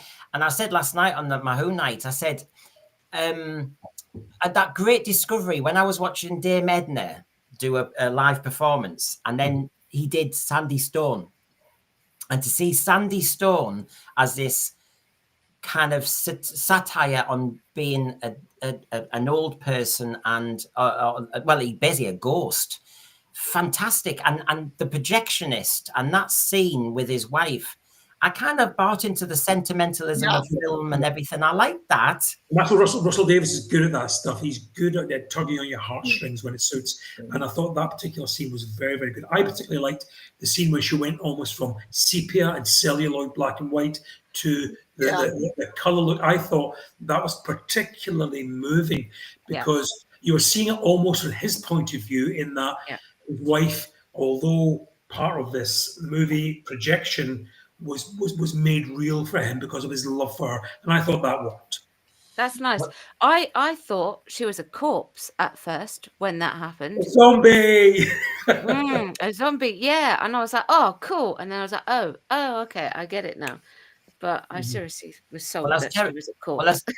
Well, as Terrified Monk says, when we get to criteria 3, that's when we talk about was the resolution any good? And yeah, as you say, the execution failed. So just to show you all one more time, we're being much more transparent. Paul, give it 0 out of 10. That's fair. It's a fair observation. You can't argue with that. Yeah. So obviously special measures. John thinks it needs improvement. I think it's in special measures. So I agreed with Paul, actually. I think the first 20 minutes got me to a certain point, if I was trying to be fair in that respect, you know. And Michelle and Rachel, you see, this is, I love doing this because we don't know what we're voting to each other unless you lot all cheat. So there you go, 17 out of 50. Last week, Robot Revolution got 27 out of 50. So that's really bad. 34% of its potential vote it got there for Safeguarding of Doctor Who. And My 5 was for the first 20 minutes and Mr. Pie. Yeah. Well, yeah. That's roughly me too. Yep, that's roughly where I'm at. Yeah. Yeah. So there you go. The reason I gave it 0, despite finding many favourable things in it, it was that it's a composite. It's presented as a composite, and if one particular thing is so jarringly wrong, then I think it invalidates everything. So I do recognise that there were some aspects which I liked. The first 28 minutes, exactly 28 minutes of this were excellent. I really enjoyed it. But then what happened was that ridiculous interlude with the fans, it meant that everything prior became a prelude to that, and everything afterwards came this banal appendix, and I couldn't take it seriously anymore. Even discussing some favorable points now, it's hard because if there's that impending 0 point that we know we're going to head towards with these fans, it was too much. What I can understand what Paul says there, Brendan. I would disagree on the scoring there because I would rate it the way I would as if having a meal in a restaurant, and while the main course may well have been poor, I would have still have paid for the starter if I'd enjoyed it very much. And I enjoyed the starter here. I enjoyed the cold open and the lovely dessert-like quality of Mr. Pie. What if the starter gives you food poisoning, though? What if the starter gives you food poisoning? It didn't. I enjoyed it, and that's the reason why I gave it 4. And Mr. Pie. But I mean, belatedly. What then? I mean, what I mean is, if it had such a bad effect that the overall composite was compromised. Yeah, no, listen. That's what I'm saying. Point. I know what you mean. No, I do know what you mean. I erred on the side of generosity again, and I give it 4. Fair enough. Because it started well, and again, Mr. Pie, the dessert, the apple pie of pie, it made it 4 for me. Fair enough. My analogy would be, it felt as though I was sitting in a restaurant. And it felt as though I had a waitress or a waiter serving me, and I was given what looked like, everything. Yeah, the whole vibe was of a restaurant, but what they served on a plate was a piece of wood, and it wasn't food. And I really do feel that world building in the first 20 minutes felt Doctor Who-ish. It then collapsed in a different thing. And the thing is, it is a hard one how you judge these things.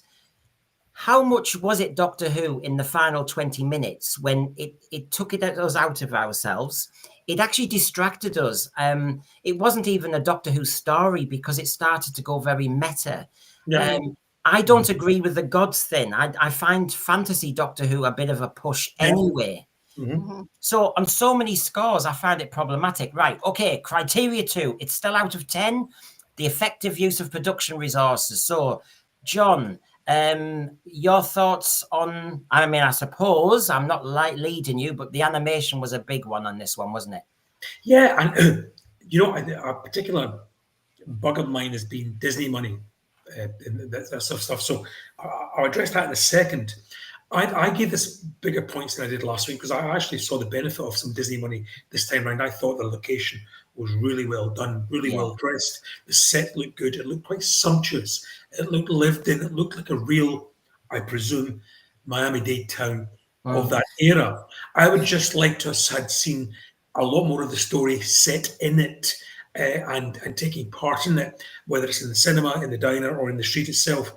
I would have preferred a whole lot more of that. But I think really we saw some really good set design, production design for there. Yeah.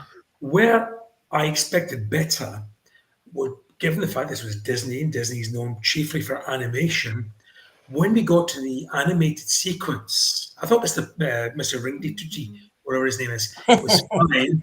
But when we got to the actual animated sequence, so that was more Hanna-Barbera than it was Disney. And while I appreciate that the intention obviously was to give depth to these characters as they spoke truth to each other so they could become more lifelike. They could have done that in a different way, I am sure, just gradually humanizing them more.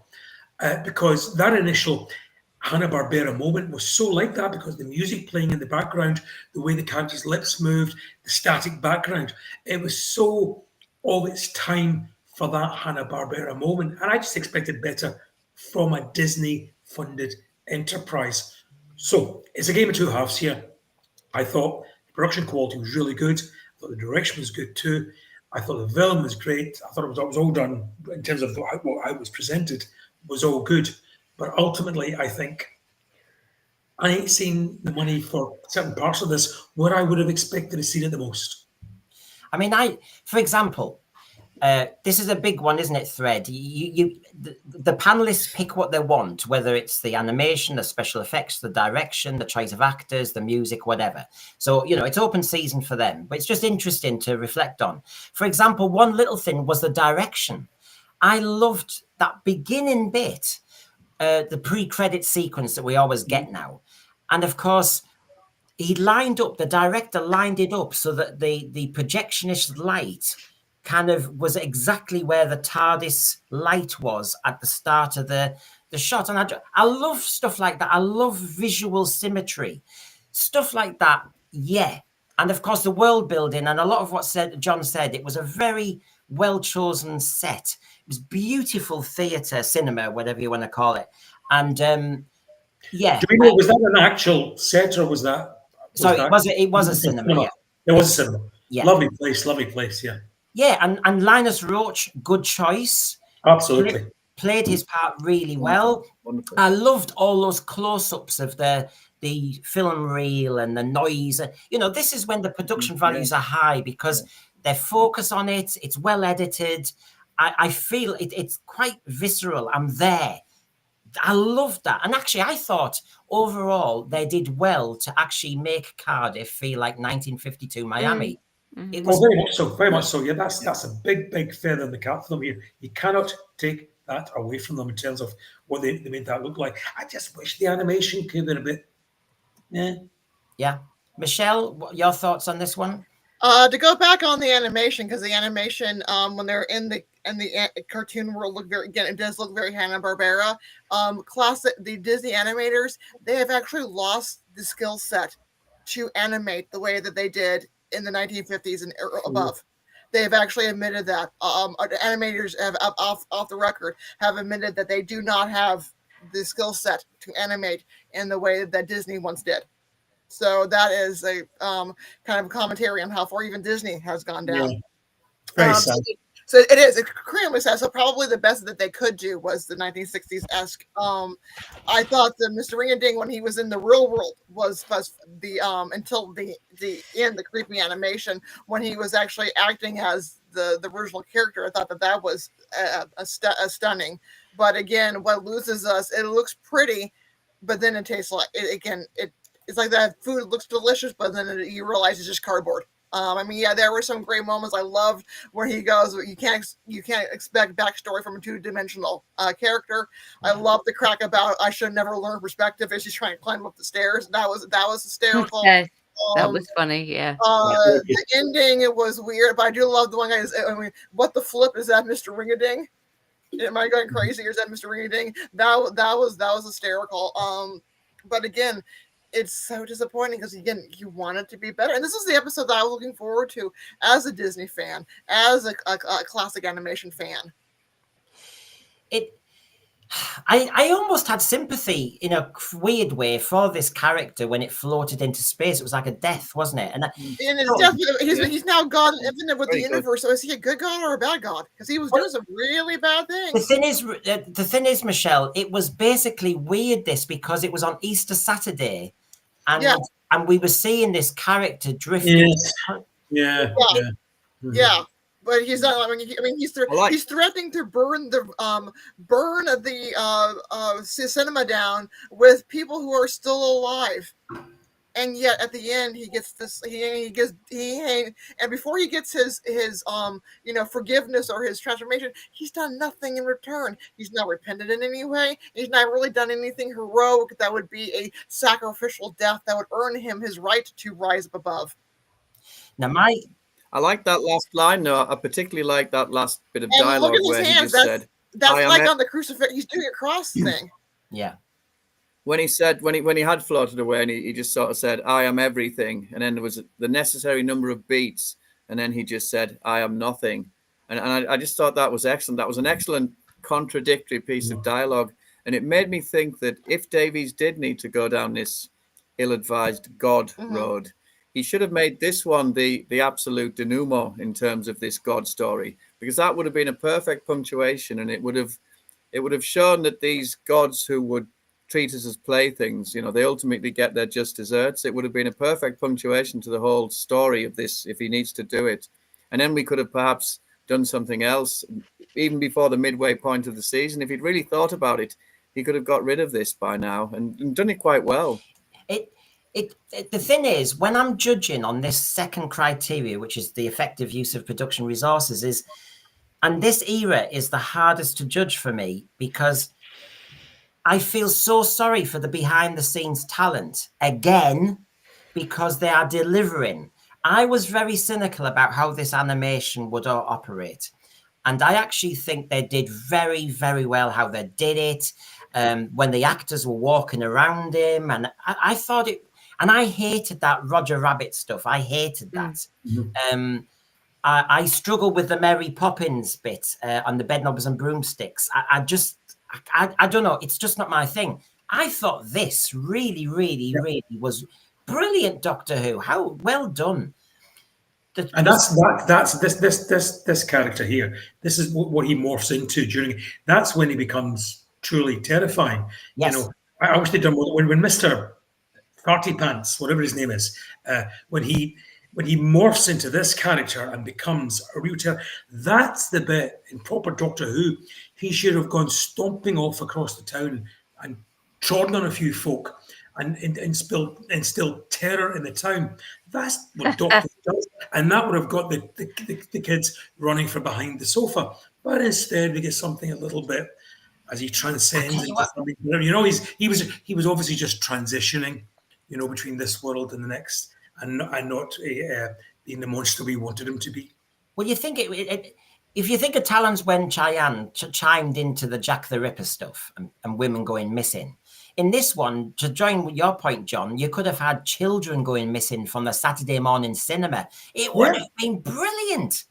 And that would have that creature there, he's great. That's when he should have gone stomping off through the cinema and the town, all the rest of it, on a reign of terror before the Doctor, because he is the Doctor's show apparently, finds some way of containing him, curtailing him, defeating him. But we didn't do that. We didn't get that.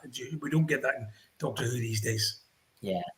I think he was demonstrably a monster, though, perhaps in other ways, perhaps not as overtly as we've seen in Classic and some examples of the new era. I felt that suggesting to somebody that their deceased wife was alive and convincing them that he was the person or the creature that could make that possible, and thereby holding him in his thrall. I think that was monstrous. I also think taking people away from their families when they're enjoying a recreational pastime like watching a cartoon, I think that was monstrous, to be honest. I think the thing about this particular creature is it's the contrast between its frivolity and its menace and the things that it does. I think that's what makes it a monster. I think that's what makes it a powerful antagonist. I was quite impressed with him for that reason. It's not the typical sort of innocuous versus menace that you might get with the Autons, for instance, the shop window dummies, or you might get with the statues in Blinks. This time you get frivolity as one end of and the I spectrum, don't- and then you why get I mess. don't want that. I think kids want to be genuinely.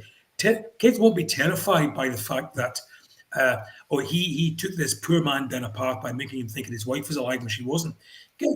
That's fair enough. That's a Kids good want point. this Good point. thing, this horrible creature stomping about the place, treading on folk. Now, You can This Yes. is why Fair enough. I That's a good think point. Mr. Ring-a-Ding was really underused in this story. I know he appears quite a lot, but there was so much more that you could have done with him, be it whether or not he was chasing people down the street and stomping on them, or becoming more corporeal and perhaps having a bottled episode and making it more terrifying that way, you know, how you're going to get out of that situation. He was just underused in the whole entire story. I think they could have done so much more. And he's a Also, good villain. I this quite is- like it. Sorry, this is why, just to explain, because I have been told about last week that the thread just wants to understand how we do this. So when I'd say effective use of production resources, we're not saying it should be 10 out of 10 just because I've spent some money. What we're saying is, did it add to the effect, to the drama, to the jeopardy, to the evil, to whatever it was?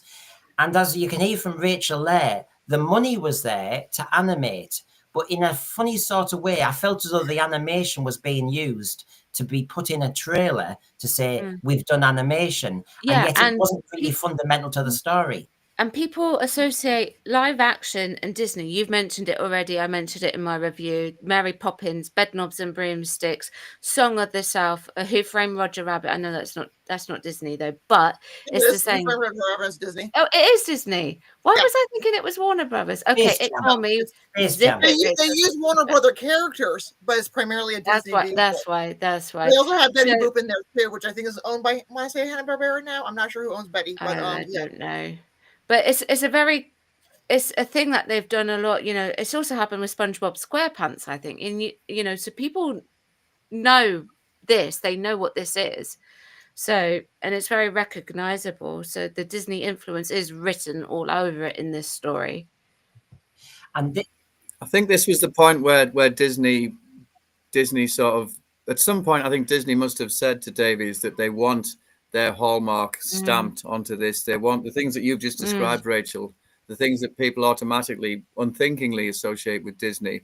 And I think, to be fair, I think he found a good way to do it.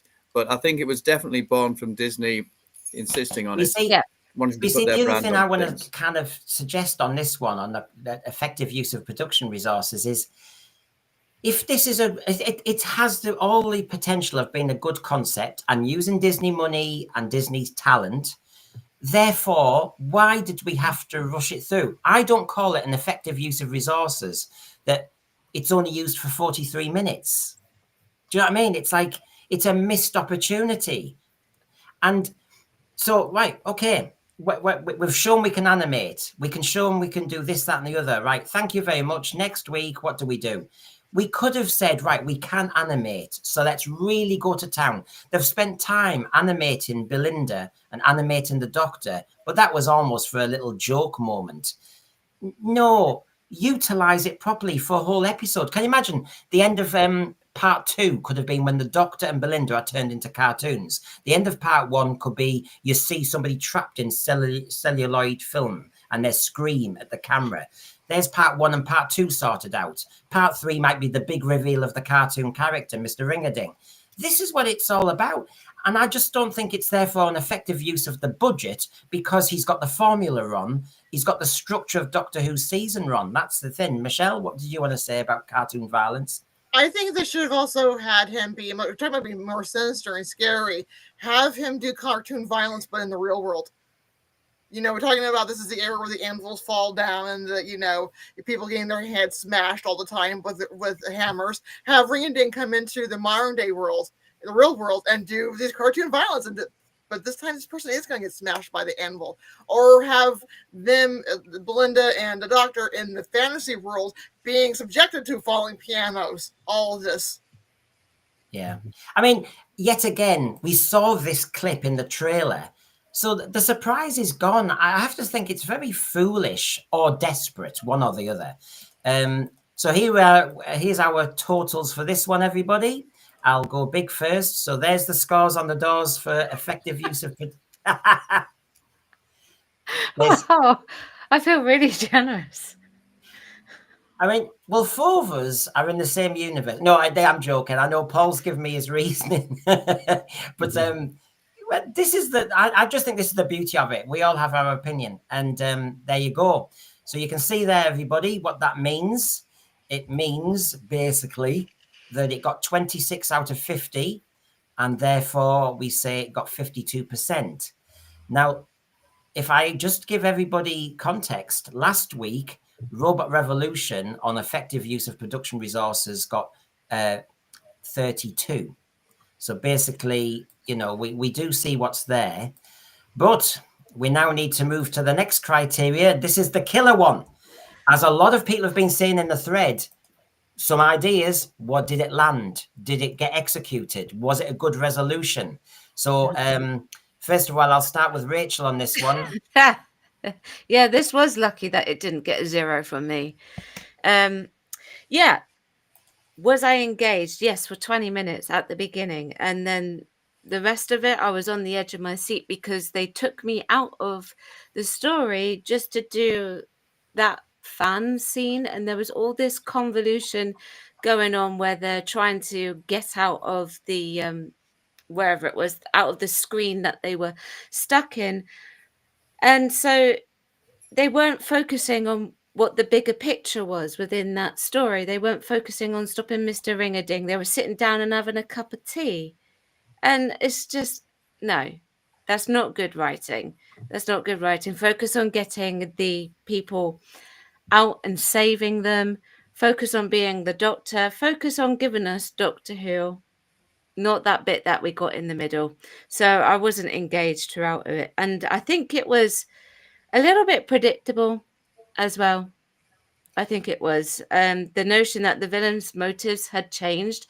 Well, they hadn't really changed, had they? If you think about it, they were implying that was the case. But he wanted light source, he wanted energy, and he saw that the Doctor had it, so he decided to take the bigger source of it. And I know there was something about an explosion as well, but they only really mentioned that once, wasn't it? Rachel, So, how would you answer Duncan Evans here? Did it actually finish? Because in the credits, you see the fans. So is that part of the story? No, that's just a load of rubbish. If we can believe that canon is whatever we want it to be, that scene didn't happen. Right. Rachel has spoken. Well, that's RTD's words, isn't it? That's RTD's words. But yeah, we just knew that it was going to be resolved pretty easily. They could have had it so that Mr. Ring-a-Ding-Ding was, I've said it already, becoming more corporeal and more terrifying, really utilizing Alan Cummings, but they just didn't go there. The meta behind it just convoluted it all, and it was just brownie points for the sake of taking brownie points, really, at the end of the day, wasn't it? Yeah. I just think it was all over the place. What started out as something really good just ended up falling off the edge of the cliff. John, did it resolve itself satisfactorily? Was it engaging? Again, I think I may well have been a little bit optimistic about this and maybe too generous with it. I don't know. Because somewhere amidst all of this is a decent story bustling around. There is a decent story in there. So all is not lost. I didn't want to put it into special measures. I want to keep it in the needs improvement category because there is, as I say, a good, rattling, traditional Doctor Who story in here somewhere of a character in a cartoon coming to life. And I'll just say this to keep it as simple as possible. A character in a cartoon coming to life, being made, as Rachel says, more corporeal. So he goes from 2D to 3D and then goes on the rampage. And the Doctor has to sort that problem. In there, you have a potentially good, not classic, but really good Doctor Who story that presses all those buttons. But unfortunately, we went down too many rabbit holes with this in terms of whether it's baiting fans, whether it's setting it in an era where we can the writer can virtue signal, whether we can just spend too much time having Shooty pose about on catwalks, and all this whole notion about the Doctor and Belinda having to change. The Doctor went back in history before and never had to change to suit the time period that he was in. This has become a thing of New Who, and especially the Gatwa era. But anyway, I maintain there's a really good Doctor Who story in all this, which, due to choices made by the writer and the showrunner, one and the same person, we weren't allowed to see. So needs improvement. Yeah, I mean, Farsight, maybe come on the show and then I don't have to speak, because I agree with Farsight almost word for word here. The ending was crap. The fan scene, the Doctor reduced to a sideshow, not saving the day, and the reuse of the 8th Doctor master scene from the TV movie has been referenced. I said that. No, that's what I'm saying. I was just pointing to you then. So the point was, I totally agree on that one. You might see where my score's going. This one, Michelle. Again, it was going good until they go into the animated world. I mean, it's like, Russell, you got the ideas of a good plot line. You just need to figure out how to get it ended. And again, it's like it completely took me out of it as soon as they got into the fantasy world and breaking the wall and coming into the fan world. But I do have to think it's hysterical that he's mentioning all his past episodes. I'm like, no, Blink's still my favorite. But again, I'm sure all that business was that Russell Davis having a pop at Moffat saying that you've written a more popular Doctor, or the most popular New Who story that I brought back but didn't write, and you've got that kudos. That seemed a bit of in-house back chat going on there as well. No? Yeah, I just kind of think it's funny, and I love the end. We're like, 7 out of 10, because pretty much this was like that's what we were doing in my house. We're like, 7 out, and for those who know, I am a huge poodle lover. I have 3 poodles, and that one poodle at the end that looks like my Rose, but that dog is much more better behaved because my girls have been barking their heads off at a giant animated god coming out of this. Sonny Waffles is quite right. I'm a classic Doctor Who fan. If a bunch of people died, I'd have loved the episode. If those 15 people had stayed dead, I'm sorry, it is only fiction, then there was a reason to watch. Yeah, I think it's stood on by Mr. Dingley Dangley. But honestly, I feel as I'm watching silly fairy tale stuff, and they all come out at the end and everybody's happy. A load of Tommy Rock, absolute rubbish. How come we all managed with Resurrection of the Daleks? Wipeout. How come we all... Rock, not a soul left. Yeah. Not a soul. Warriors of the Deep. There could have been another way. I mean, we all coped with that. So, yeah, you're to a degree, Sonny. I mean, I need a high death... Me and Eric Saywood are like that. I need a high death count. But if you kill somebody, keep them dead. I mean, we all saw this with Perry. Bloomin' hell, you've killed Perry and then you bloody bring her back. Yeah, that was a mistake. They should never have brought Perry back. That was not that we're talking about Trial of a Time Lord, but... That was Eric Saywood. You talk about your friend Eric Saywood. Eric Saywood still maintains that was JNT's fault. Not but they never brought back Adric. Well, because it was a big finish. Just answer this question. Yes, they did. There was a particularly entertaining plank in the story afterwards. But he did say on the detox, the detoxers asked him about a question I asked, although not in the way I asked it. And he was talking about how homoerotic the scene was in Castrovalva. And I thought, get over yourself. It's not homoerotic, it's you. I mean, I'm sorry, but watching Adric in pajamas didn't make me think I was gay, for God's sake. Bloody hell, I thought I was very straight then compared to him. It didn't. He made me go out for a girl. I know. I just thought it conflicted me. I thought, oh, no, I can't be gay at all. Not really. So what are we talking about? We're talking about Doctor Who, of course. Paul? Your thoughts? Everybody's now really trying to guess what you're going to give in a moment. So let's hear your comments. For the first 28 minutes, as I've said, I was very engaged with this. I liked what they did.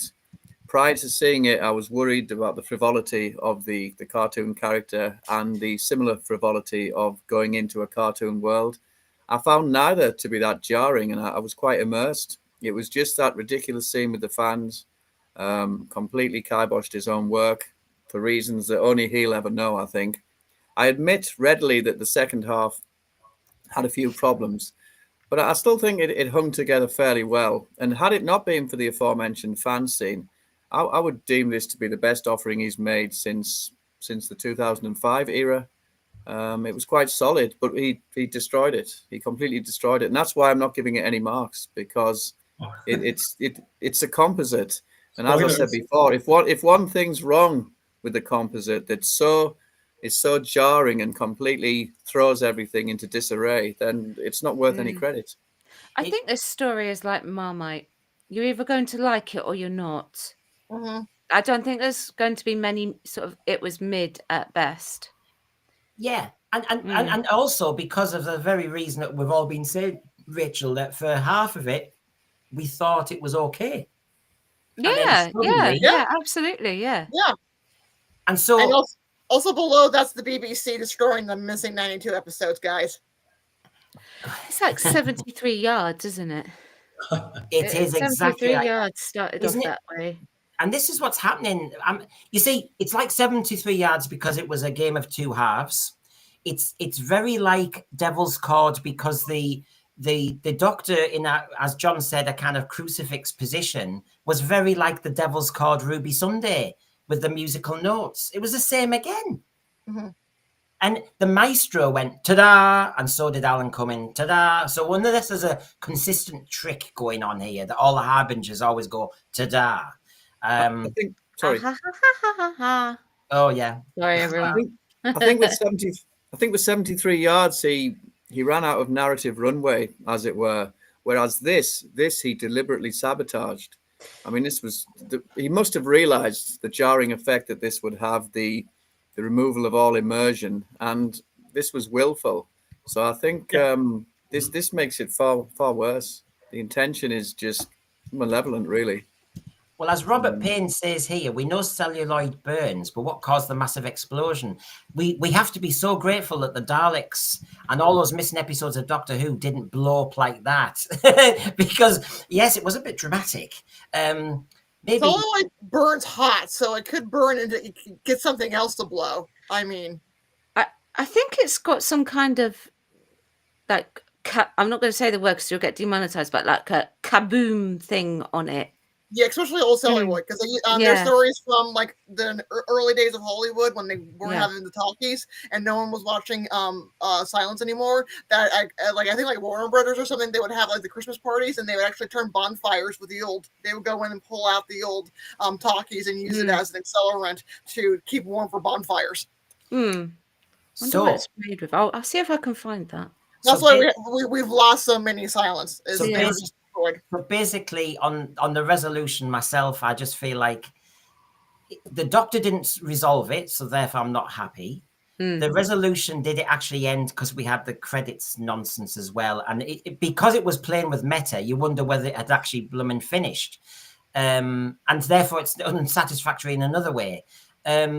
I thought there were too many dramatic conceits, that it just so happened that a box of matches here, an explosion there, the exposure to light, and a god just is erased. Every week, these gods are getting erased too easily. So the resolution just too meh.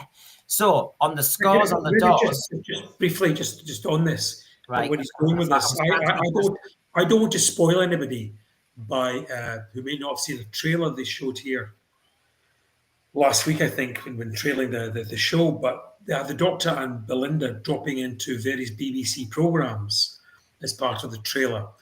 And do you not want me to say this? I don't know. What? I don't know. What you're going to say? No, say it. Feel free. I just don't want it to happen. Say it. I just don't want it to happen.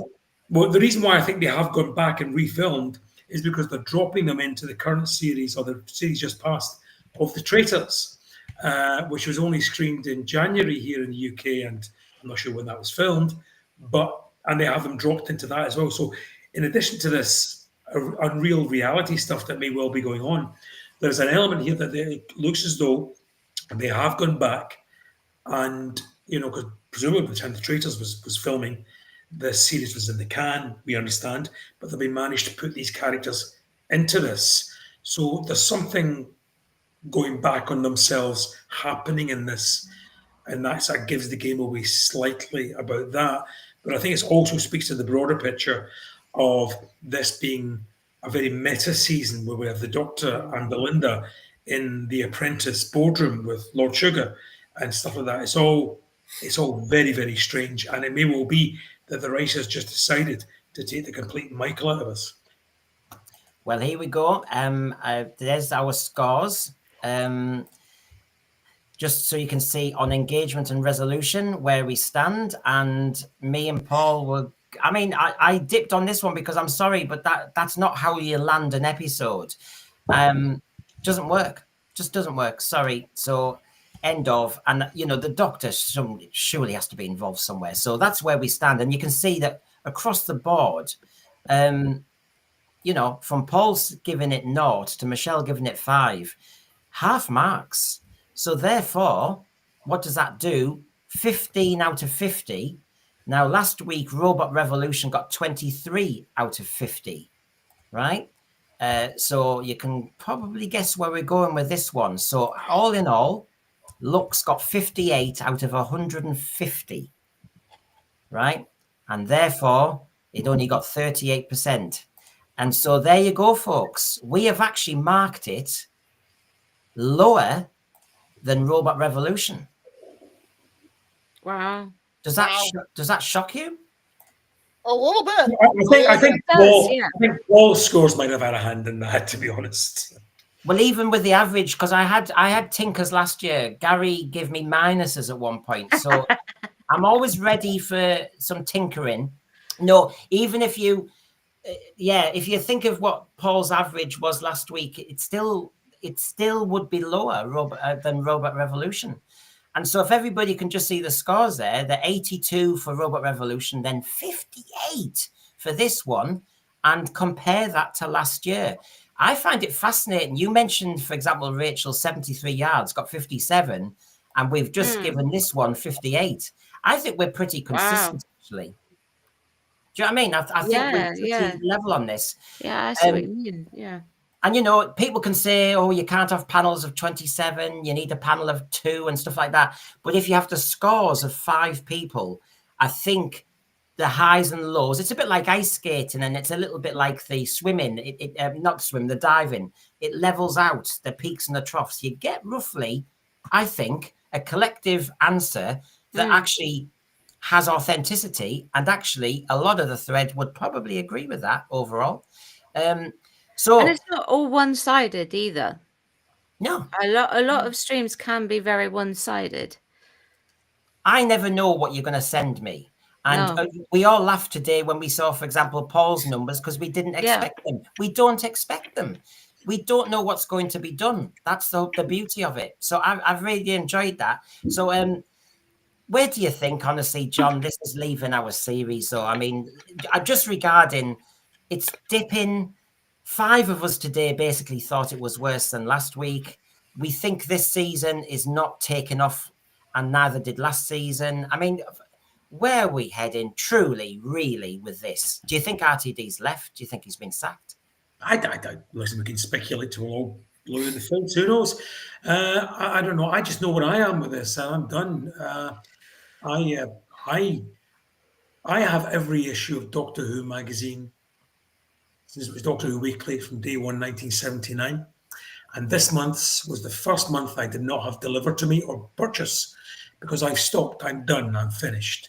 I refuse to pay money to have these people sell me this program, because that's effectively what I was doing. So having had this magazine and this publication in my life since 1979, when I bought the first issue for 12 pence, I never missed an issue since.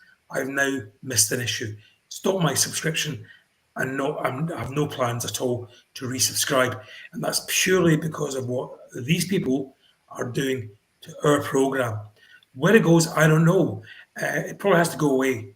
I don't want it to go away. I just want somebody who loves it as much as I do to take it on, and a bit of TLC, and not to use it as a means to an end, as a weapon for some other way of making a point. I know there's loads of television programs these people can make and make the point through that. Just go on and make a program that puts children behind couches, that puts a smile on my face, and pushes all towards the end of our seats. That's not difficult. But now they're doing it with increasingly less and less people. And Doctor Who is in exactly the same position it was back in the 1980s. It's increasingly unloved. Well, and the people who brought it back and breathed life back into it are the people who are taking a knife to its heart, and they should hang their heads in shame. The well looks promising, I will say, from the excerpts, though. It looks darker. It looks like a Doctor Who story. I mean, whether it executes, but it looks like a Doctor Who story. Well, you know what, Greg? You know, and I dare say that when you're terminally ill, I wouldn't know anything about it. If you're terminally ill, you can have a nice day out. It doesn't mean any different to the prognosis. However, you know that tomorrow's or next week's episode may well be much better. It may well be darker. It may well be fantastic. The damage is done. And they've done the damage too. But I always also try and be objective per week. If the well, we start with 0 out of 150. Look, you did ask me where I think our program's going. So that's. I did, and then I responded, and I give my opinion too, which is allowed. Rachel. No, I'll just give you. No, hold on. Whoa. I know you can give your opinion too, but I give you my opinion to the question that you asked me, which is where our program is going. And that's where it's going, down the tubes. Yeah. And then I also, because I'm doing a program here, I talked about next week's episode. And next week's program may well be fantastic. It won't stop the general direction. Yeah, but it was my opinion. I was just moving on to that. That's all I was saying. So, I mean, what do you think next week, Rachel, regarding the well? Do you think it does look like back to form? Well, I haven't really seen all that much from it because, you know, I stopped watching trailers and looking at photographs. Yeah. There is a potential that it could go back to form. Whether or not it's just for one story, who knows? This is an RTD story, or is it somebody else? I don't know who's written it. Is it RTD or someone else? Do you know what? I think it's RTD and somebody else. I forget the lady's name. Oh, Sharma. Okay. That might be it, yeah. The African lady. So we'll have another writer's influence then, if that's the case. Whether or not it's back to form, we'll have to wait and see. But we've got Rose Ayling Ellis, so I think that could get a good response. So, yeah, Michelle. Does it look, Michelle, like? Oh. Sorry, Rich. I was just going to say this is the first time ever with this particular story with Doctor Who ever in my whole entire time I've watched it. I've gone, oh come on. Yeah, that's the first time that's happened to me. So we haven't discussed today, but Paul Holgate's reminded us that Shooty's doctor didn't cry this week. I mean, that should have got. He did. Yes, he did. One tear when they were leaving with the fans. When he talking to the fans about, you know, you're our hero, whatever, and he did the one tear. Michelle, you've ruined it. I thought there was a week when he had a dry eye. Oh no. Oh, very subtle. It took me the second time to watch the scene. It was very subtle. I thought for once we had a week without him crying. Sorry, I'm Buster of Dreams. Oh dear, yeah, you have now. You've ruined it. Yeah, take it off, Paul. You used the Sonic once. When you saw the little excerpt at the end of the well, did you think, well, it looked like to me, Paul? It looked like maybe a type of Doctor Who story that should have started the season. Agreed. It does. I can't help thinking that in some way it'll flatter to deceive, but yes, it does. It's reminiscent of things like the Planet of Evil with the sort of, for some reason, it reminded me of that. And also the Impossible Planet. But the best we'll probably get, I thought last episode, as I said, he at least tried to tell a story in a decent way, even though it was a questionable subject. But that's probably the best we'll get. He might do some decent storytelling, but there'll be something in there which is a disjoint. There'll be something, because I don't think he can help himself, and I don't think he wants to. And that's the sad state of affairs now. Well, there you go. We've gone over looks, and I'll be back on Tuesday. I'll be back on tomorrow. I'll be back on every day, a bit like Rachel, really. So thank you, John, for those 2 hours watching and scoring looks. Thank you, Michelle, for watching that a couple of times. Rachel, how many times have you watched looks now? Once. How dare you? How dare you? That's terrible. No. But someone's asked me to do something on my channel talking about Rosa and Lux, so I will have to watch it again. Oh yes, yeah. Peter asked you. He didn't ask me. Really, I don't have to. And thank you again, Paul, for thank you all. Well, no, we don't thank you. You give it no. you didn't exactly. No. I think those. But I explained myself, though, didn't I? I did explain myself. You did explain yourself. Yeah. I think those scores are fair. I think all the scores are fair, and I can see why people would like this story and why people don't like this story.